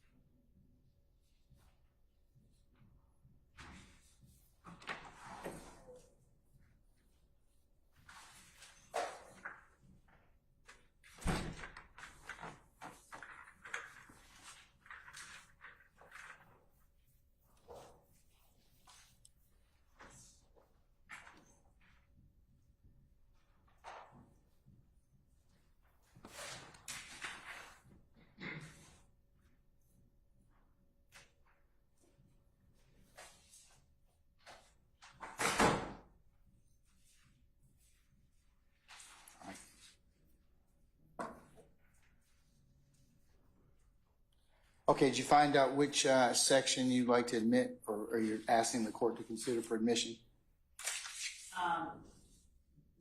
The beginning of the call through. Okay, you're talking about 15:58:02? Yes. To what time? Through 5 minutes in, and then at 7 minutes and 10 seconds in.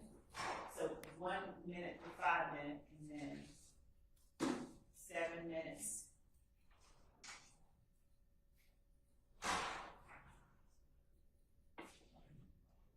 And then 7 minutes and 10 seconds in.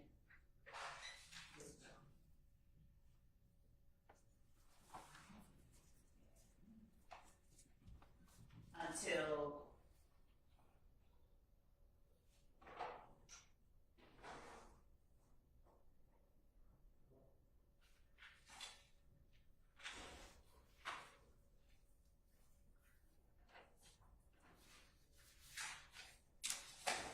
I'm still getting the middle portion, but the very last portion are the last 30 seconds of the call. 30 minutes and 7 seconds in to 30 minutes and 37 seconds.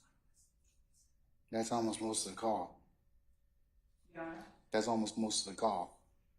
No, the last.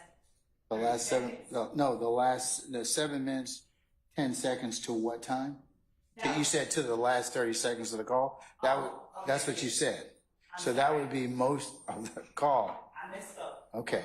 I was saying that the end portion of the 7-minute section, that was the portion I was trying to get, the end portion of that. So I was skipping, there were 3 sections. I said 1 to 5 minutes, and then the second section started at 7 minutes. I didn't yet have the last section of that middle. So how long are you playing of the 7 minutes and 10 seconds? That section. That's the portion that we're getting.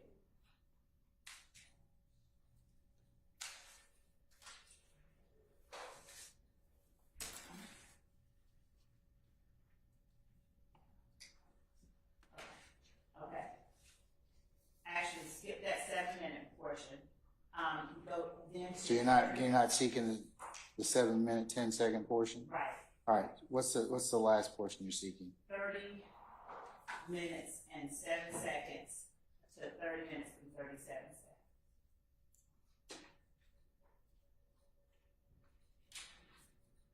Okay.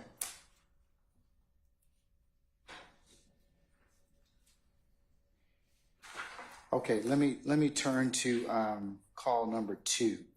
When was that made? Call number 2 is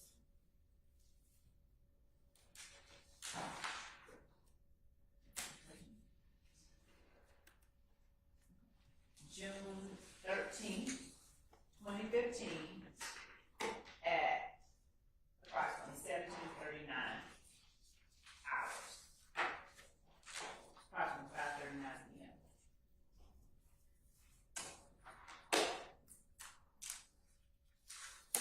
Which portions are you seeking to play? How long does that take? I think from our previous conversations, that tape is shorter. And I think I've got that information. Let's see.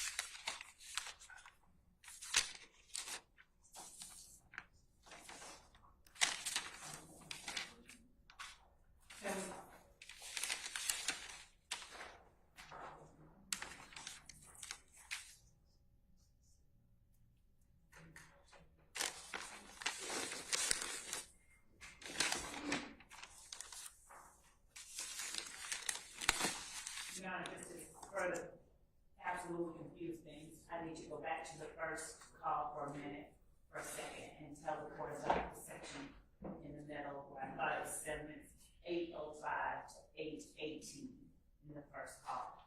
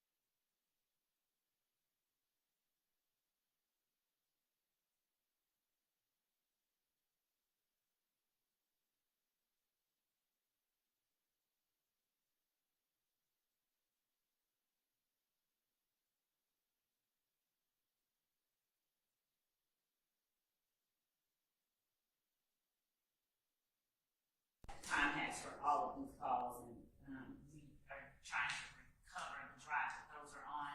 So, Your Honor, I would ask that the court allow us to either recapture those Timex in the drive that we are trying to recover, or to allow us an opportunity via whatever mechanism the court prefers to send to both the court and the parties, rather than us listening to the whole 30-minute call here right now, to provide it to the court and the parties tomorrow by the same time that we'll be giving to the court on the other matters.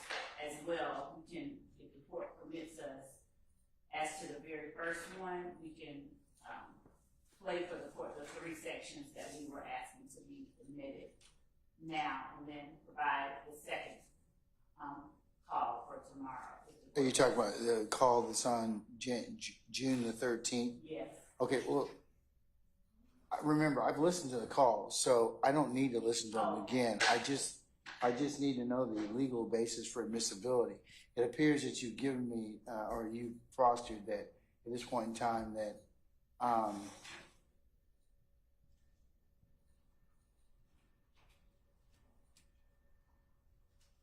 United States versus Campwell, F4th 396. Defendant's portion of the call came in under 801D2 alpha, and girlfriend's corresponding statements were admitted for limited purpose of contextualization. So,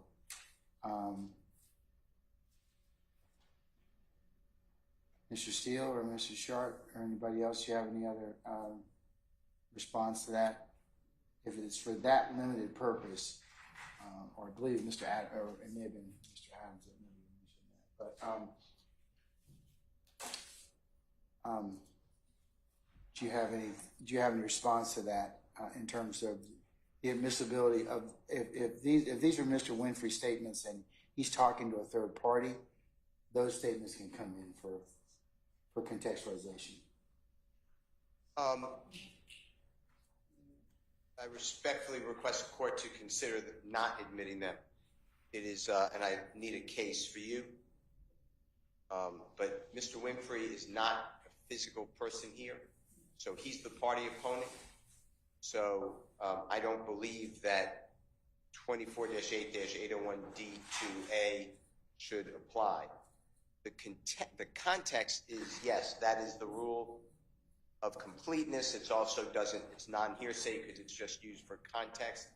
But here, the way my memory is, and I know the state has changed around numbers, so I don't know if I'm talking about the right conversation, but if it's Miss Diop, what I remember is Mr. Winfrey says something to the effect, I want to get on paper with YSL to make it look legitimate. That is not a quote, but it's something with that type of, I need that employment to be on paper. And Ms. Diop replies something to the effect of, I don't know about that, or we'll see, or I'll look into it. But that's very misleading, because then when I get up to cross-examine, I'm going to get an objection. I'm not saying you'll sustain it, but facts are not in evidence. The fact that there was no forthcoming YSL paperwork. Ms. Diop never acted on it. So the jurors just sit there and say, well, that's interesting. And the state is using Ms. Diop, not her supposed statement, not to just put in context. You don't need any context to put me on the YSL paperwork. They're using it for the truth of the matter, sir. I'll see what I can do. I'll see if I can do that. I don't know about that. Whatever the quotes are. So I need to see exactly the portions that the state is illuminating, but I do not believe that just because I'm speaking with someone and I am the person recorded and I'm the defendant, God forbid, not on trial, that my statements come in and the person who I'm speaking with come in.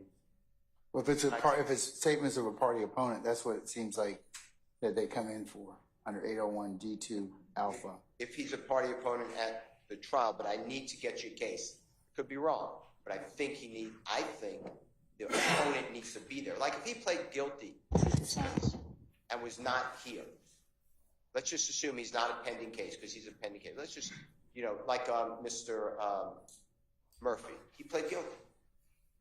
Mr. Murphy's no longer an opponent. He resolved his case. So I'm not sure, and I need to look into it, but Mr. Winfrey's not here, so I'm not so sure that a party opponent applies to him. If it does, I'll let you know. I mean, I have to look up the law. Okay. But that's so I have two different bases. One, I'm not so sure a party opponent applies when Mr. Winfrey's not here, but I need to get law. Number two, the way I remember that recording, we don't need Ms. Diop's response because it will be misleading. And then, of course, yes, I can call Ms. Diop. I understand that. But you don't have. Always told me. That's exactly what you've always told me. Yeah. You said be careful because you don't have to do anything. No, and but it would be that is true. misleading at this point. That's true. That's true. So, Your Honor, in response, I would just point out that Mr. Winfrey remains a party opponent. His case is not resolved. He does not have to be physically present. So it doesn't make a difference if he's available or unavailable? Right. It does not. Like, he's a party opponent because we can't force him to testify. But because well, this is an exception to hearsay rule anyway, so it wouldn't make a difference whether he's here or not, Mr. Steele. There are sections under where it does make a difference whether or not a party opponent is here, present and available when they're not. So since it's an exception, it doesn't make a difference. But you can look it up and let me know. Okay. And additionally, in response to the second part of what Mr. Steele says, I believe that Mr. Winfrey is in fact talking to a person that he's calling Wheezy, and he's saying for that person to get in touch with Amina and to have her, Miss Amina, complete the paperwork so it doesn't look like street shit. And the person says, I'll see what I can do, or I'll try to do it, whatever it is that Mr. Steele is saying. But of course, the further information that he shared with the court about him asking facts that are not in evidence, that would be a separate matter that of course we would object to because we don't have any evidence that she did or didn't. We're not asking, we're not seeking to prove whether she did or didn't. We're seeking to show that there's a conspiracy, the existence of the conspiracy, and as part of it, Mr. Winfrey is saying to his friend, have Amina put me on paper so this doesn't look like some street shit. So that further proves count one of our indictment. Who is Amina? Amina Diop is a person listed. It's on the Secretary of State's website as one of the officials, one of the persons who have management in Mr. Williams' Young Stoner Life LLC. She's listed, I believe, as a manager. She's a listed officer. That's what I was looking for. She's a listed officer of Young Stoner Life. I believe she works with Mr. Williams in the capacity of the music portion of his business, as well as in hiring or bringing on his friends to work with him at YSL. So she's a manager or some officer with Mr. Williams' company.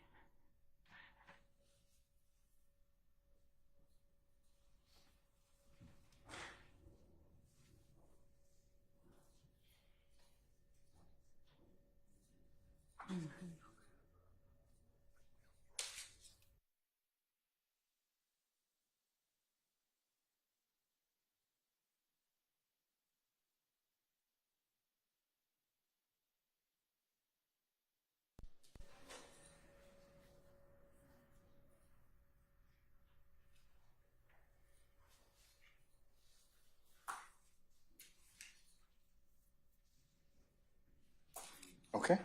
I think she's also been referred to as his manager by some of the witnesses, but I can't testify to her statement to the court. But she's his manager of what? She's just someone who acts on behalf of Mr. Williams. Okay. All right. All right, Mr. Steele, I'll let you ponder that issue, and I'll take it up. Depending upon how I rule, will depend upon the admissibility of these 2 phone calls. Okay? Court, can you order the state, and if you didn't already do it, to give us the exact numbers again? I got very confused on the portions of that recording that they're seeking to admit.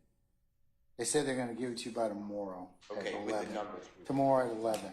Thank you. Is that correct, Miss Love? Did I get that correct? You got that right. Okay. All right. All right.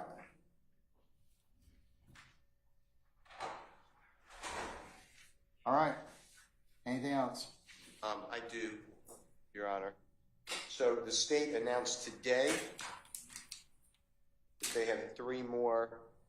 I think they said, I actually didn't hear it, but I've been told by Mr. Adams and Ms. Renard that the state has 3 additional, so there'll be 5. That's correct. They said they were going to convert or put those in a format that you can listen to them by 11 o'clock tomorrow. Ms. Love also said that she would, if you would remain, she would give you a tutorial on how to access those and play those immediately. I will absolutely remain. But I'd ask the court to enforce your order dated November 17, 2023, where you ordered all jail calls to be given at that time in Stanter. Then we discussed this whenever you ordered the next set of jail calls, which was maybe last week. And you said the same thing. Yes, this should have been done going forward. It has to be done, but give now everything that's coming up. And we didn't have these 3 jail calls. So out of just your order, I would ask that any other jail calls be excluded based upon time limits. Madam? Your Honor, they've had the jail call since 2022, I believe. And what we've been doing all along, as we've said we would continue to do, is identifying them before we tender them so that if there is any issue with them, we can address it with the court. So we will be providing to them by 11 o'clock tomorrow for any calls that we intend to play in the upcoming week, the timestamps and the dates of the calls, so that if there's any issue, it can be brought up. But in terms of not complying, we have fully complied with what the court has directed in terms of giving them all the jail calls, unless there are some that, are made after that time. Well, if there are any other jail calls that are unearthed as of this point in time, Right. They won't be admitted. They won't be admitted at this point, if you haven't otherwise turned them over already. Right. So, Mr. Steele, I'll take them up If they don't. as we have, because it seems like you have the universe of all the jail calls, but all of you have told me collectively as a group that there are thousands of calls. And what I'm going to ask the state to do, and that's why I wanted to kind of on a weekly or biweekly basis figure out which calls were going to be made so we could go through this exercise. And I don't have to do it when a witness is on the stand. Right. And I never said I didn't have thousands of jail calls. And I've reviewed thousands of jail calls. Yeah, but it wasn't my intent to exclude anything else at this point. Listen, I'm not here to argue. I'm just reminding I understand, but that's not what I intended to do. This is your order of 11/17/2003. Yeah, that meant turn over all the jail calls that were outstanding at that point in time. You have the universe of jail calls. The only thing that I'm asking them, the state, to do at this point in time is to flag as we kind of go along those calls, so we can kind of deal with them. Okay, listen, these are your orders, so you know what. Yes, sir. So, yes, sir. This is what it reads, if you don't mind. I do mind. Okay. I do mind, because we're not gonna parse out that. Just there, you have all the calls. Okay, let's just make sure that the state gives you what you need in a timely manner, so everyone can have benefit of that. You can make objections, and I can make rulings on that. All right, sir. Understood. Okay. Anything else? Yes. So the state's not really saying what they're using Detective Racy. If we're done, then I'm done. But if they're using Detective Racy for any type of cellular telephone expertise. Okay, well, let's find that out. What about Detective Racy and cellular telephone expertise?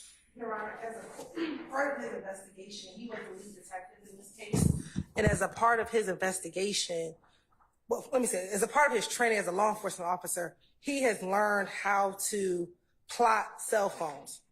The state does not intend to introduce him as an expert, but we do intend for him to talk about what he did in his investigation. As a part of his investigation, at least for one or two of the phone numbers, he did plot those phone numbers to see where certain phones. It's not an expertise because he can talk about. Is there some case law that says that distinguishes that issue? Because most of the time that I've heard testimony, the court has heard testimony about that. They've been qualified as an expert because it's outside the akin to the average person. I can't plot a telephone call, and I don't have specific knowledge about the carriers and directional issues and the like. So, but he's been to training, Your Honor, which he can talk about the training that he's been to. He can talk about how he's been trained, and he can talk about what he did. Now, he will not go into as much detail as the azimuth and the three sides of the tower, but he can say, I went to courses, I know how to read the CDRs, and with that understanding, this is what I did. I then turned that information over to the experts to confirm what I did, but he specifically knows he's been to training, he's read the plots, he knows how to read CDRs, and what he did was he went into, I think he's going to say, I went into Google, I put up the longitude and latitude, and I plotted it, but he's not going to talk about the azimuth and the size of the towers. He's just going to be able to say, this phone was at this location based on the longitude and latitude at this time, and this time. But he's not going to go into the full detail as our expert, Mr. Burney, will later on, because it's two different type of analysis. But what he did do is obtain cell phone records. He's had training on how to read those cell phone records, and he did plot the information based upon his understanding of reading the records. And he will talk about that training before the jury, so that the jury knows he's able to do it, and the foundation will be set that he's able to talk about it. But the state does not intend to go into more of the scientific aspect of towers with Detective Racy. He has received 5 different specialized trainings in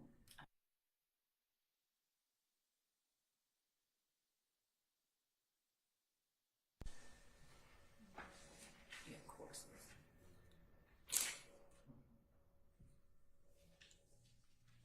This is just to show. Yes, I have 3 items. First, I'd like to inquire if the court allows whose 2 jail phones are we talking, or records are we talking about? whose cell phone records is he going to talk about? Offhand, Your Honor, I know the one ends in 8556. And there's a few that he plotted, but I can say for sure.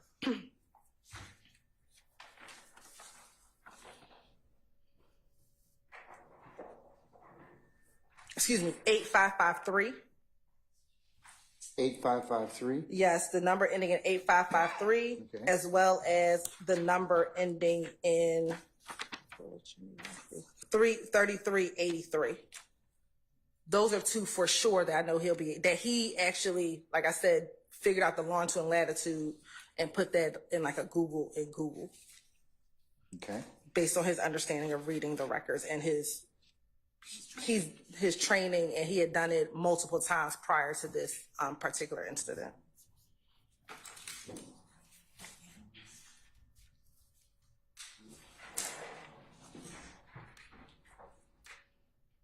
And this is all in his report that he talks about, that he plotted these prior to giving them over to the data analyst. But in his report, he talks about him plotting these phones himself.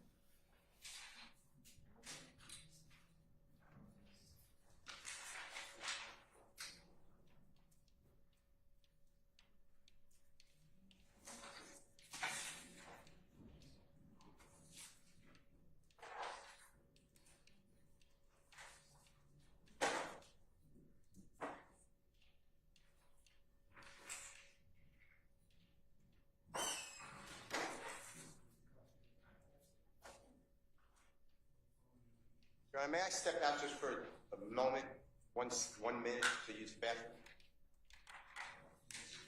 Yes, sir. Thank you. I apologize.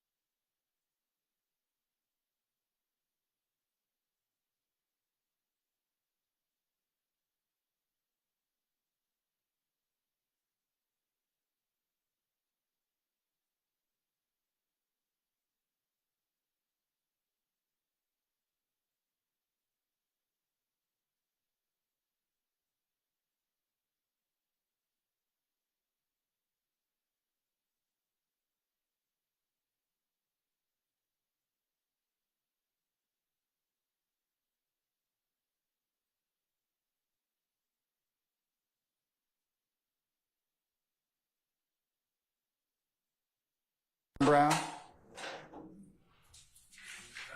Okay.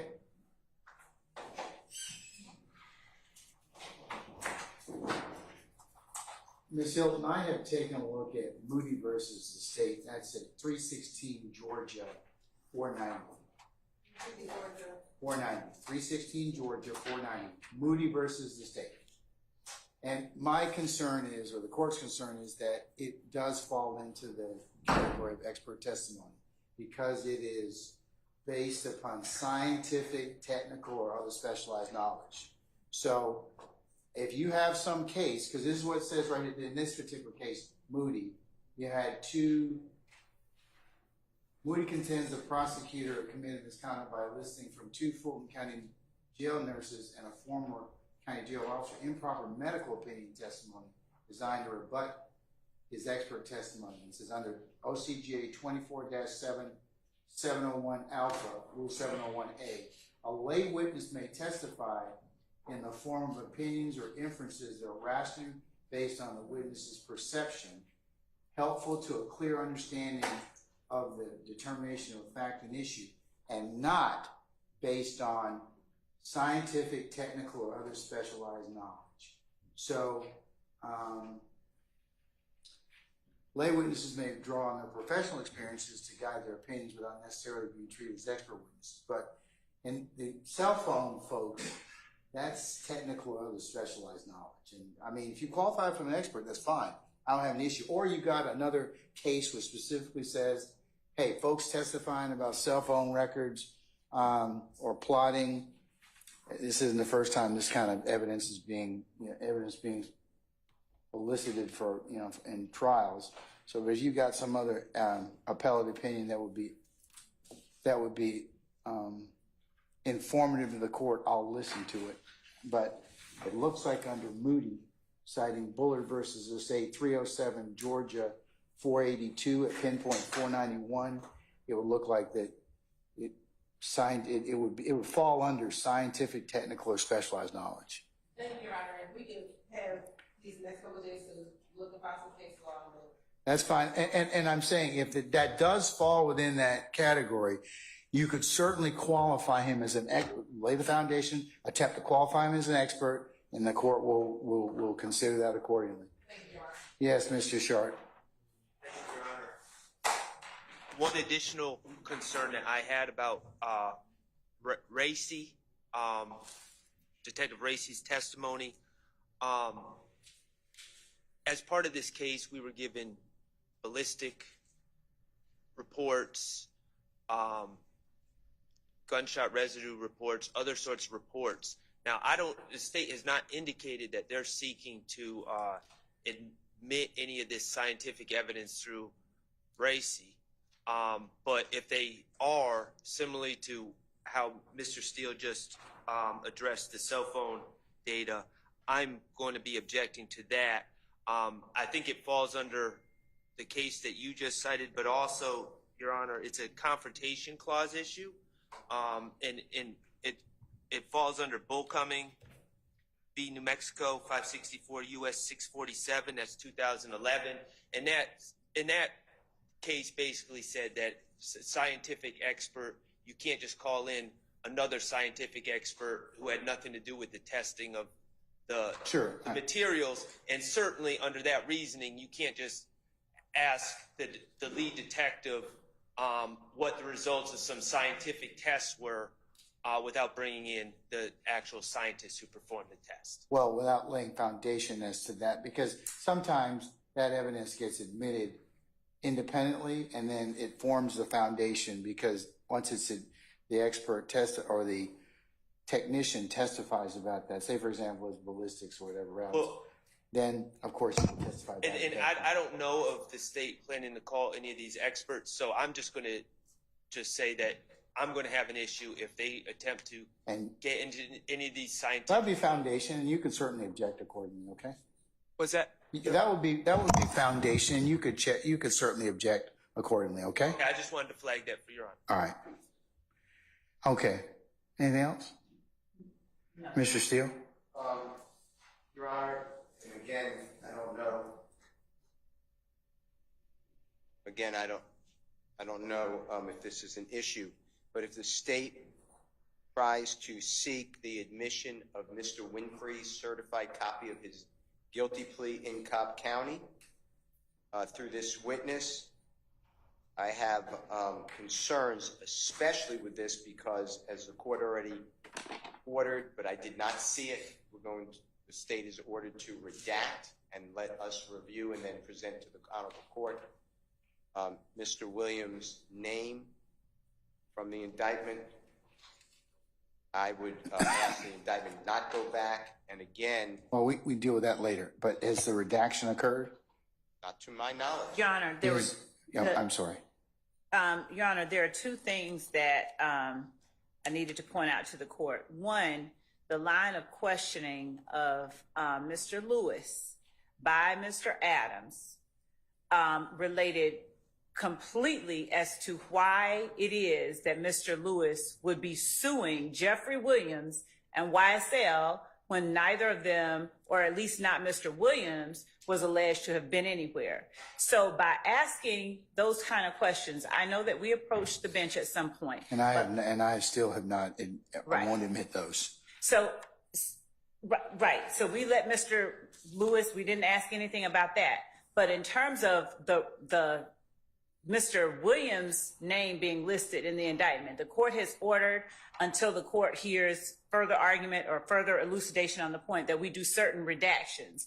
We are not intending to put up anything in front of this jury without putting it in front of the court first and letting it be known. So even if we tender a copy of Mr. Winfrey's certified conviction, we would not be publishing that conviction for the jury with anything on it that the court has told us to redact, period. Yeah, we've covered that already, yes. So it goes without saying. But there's not going to be any testimony about Mr. Williams, right, from Cobb County? No, Okay. no. It would not, wait, to be clear, when you say from Cobb County. Cobb County, yes. Ms. Hilton is, she's pulling my coattail, but Your Honor, the point that I'm making is we won't be referencing his name in that indictment with this witness. All right. That's what I mean. There may be other reasons and other Yes. independent bases Yes. that may be relevant and admissible, but I'll take that up. I'll cross that bridge when I get to it. And then Words matter. the informed court is the happy court. I don't know. It started out at the bench where I said it would be best if the state can outline their topics with this witness so we can target it, because when that didn't happen last time, I didn't realize that the state was going to play a certain exhibit, and then the court got upset and said, why didn't you raise this beforehand? So that's the issue. That was different. That was different because you raised that on a Friday. And again, we took it up. We didn't take it up because, Mr. Steele, you are a very esteemed advocate. But had you mentioned something Monday morning, say, hey, I sent you an email over the weekend. You see that? And it says this, and we really need to take that up before our witness goes on the stand. That was that issue. So I'm just asking you if there's anything else that we need to take up. Certainly, I'll consider it, but it just needs to be timely. If it was That's all. my witness, I could tell you exactly, but the state's not giving the roadmap. So I'm just trying to tell you that those are the items that I have targeted. Okay, but what's the okay, in terms of this fourth thing, what do you believe that the state is going to get into that? I mean, because all of you, this is not your first rodeo. Is there any other area you believe that the state, just like you've been doing right now, you believe the state's going to get into that you need to ask me about? I don't know. I think I raised everything, I guess. Okay, all right. So you got, okay. I mean, I don't think that the state should be required to give you the roadmap of their examination. I wouldn't do that for you. I mean, but yes, you would, because you would tell me if you can beat me, here you go. well, that's me as an advocate. But but anyways, so we'll cover the jail calls on Monday. We'll cover the the state will identify and flag those to you. I've heard the case of Cantwell already. So I need you all to hear them if there's any further objection. Number two is the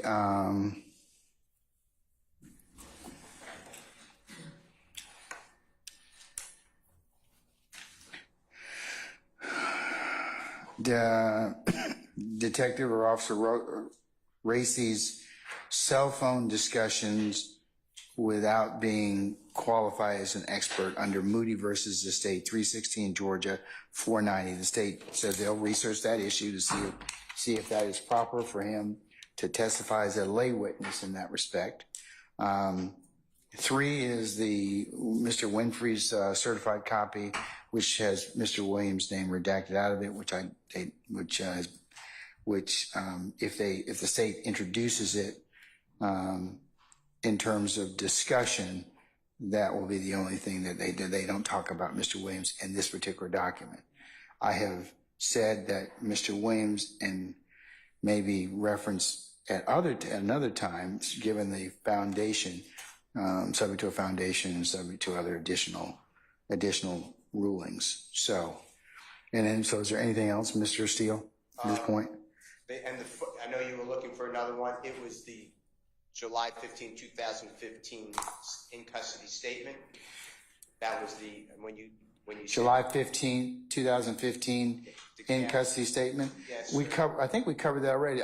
You indicated that there were references to Mr. Williams' search that I've excluded. Right. The state has said they've already redacted that, and I don't know whether or not they're going to use that particular statement.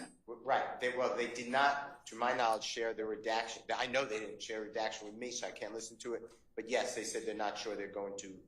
Did you all share the redaction with Mr. Steele? That's what I just talked about earlier, that I would give to him the redacted copy. By today or by tomorrow 11? And, that's what I said. Okay. Redacted that portion out. We will provide that to them by tomorrow. 11. Okay. All right. All right. And then because Detective Racy knows about the search of the home, if the court can order the prosecution to remind that goes without saying. That would be improper because that. Motion. Yes. We have thoroughly covered that. Just make sure that you cover that with him because I don't want to hear that because I've said that like 4 or 5 times already about excluding that particular search. Okay. The one on July 15th of 2015, all right? Right, we have. Okay. That's not an issue. Just make sure witnesses get sometimes run afoul. So please, before he comes on the stand, you need to let him know, hey, do not mention anything about the search of Mr. Williams' home in any way. Okay? All right. Okay. Anything else? Those are the only things I can think of.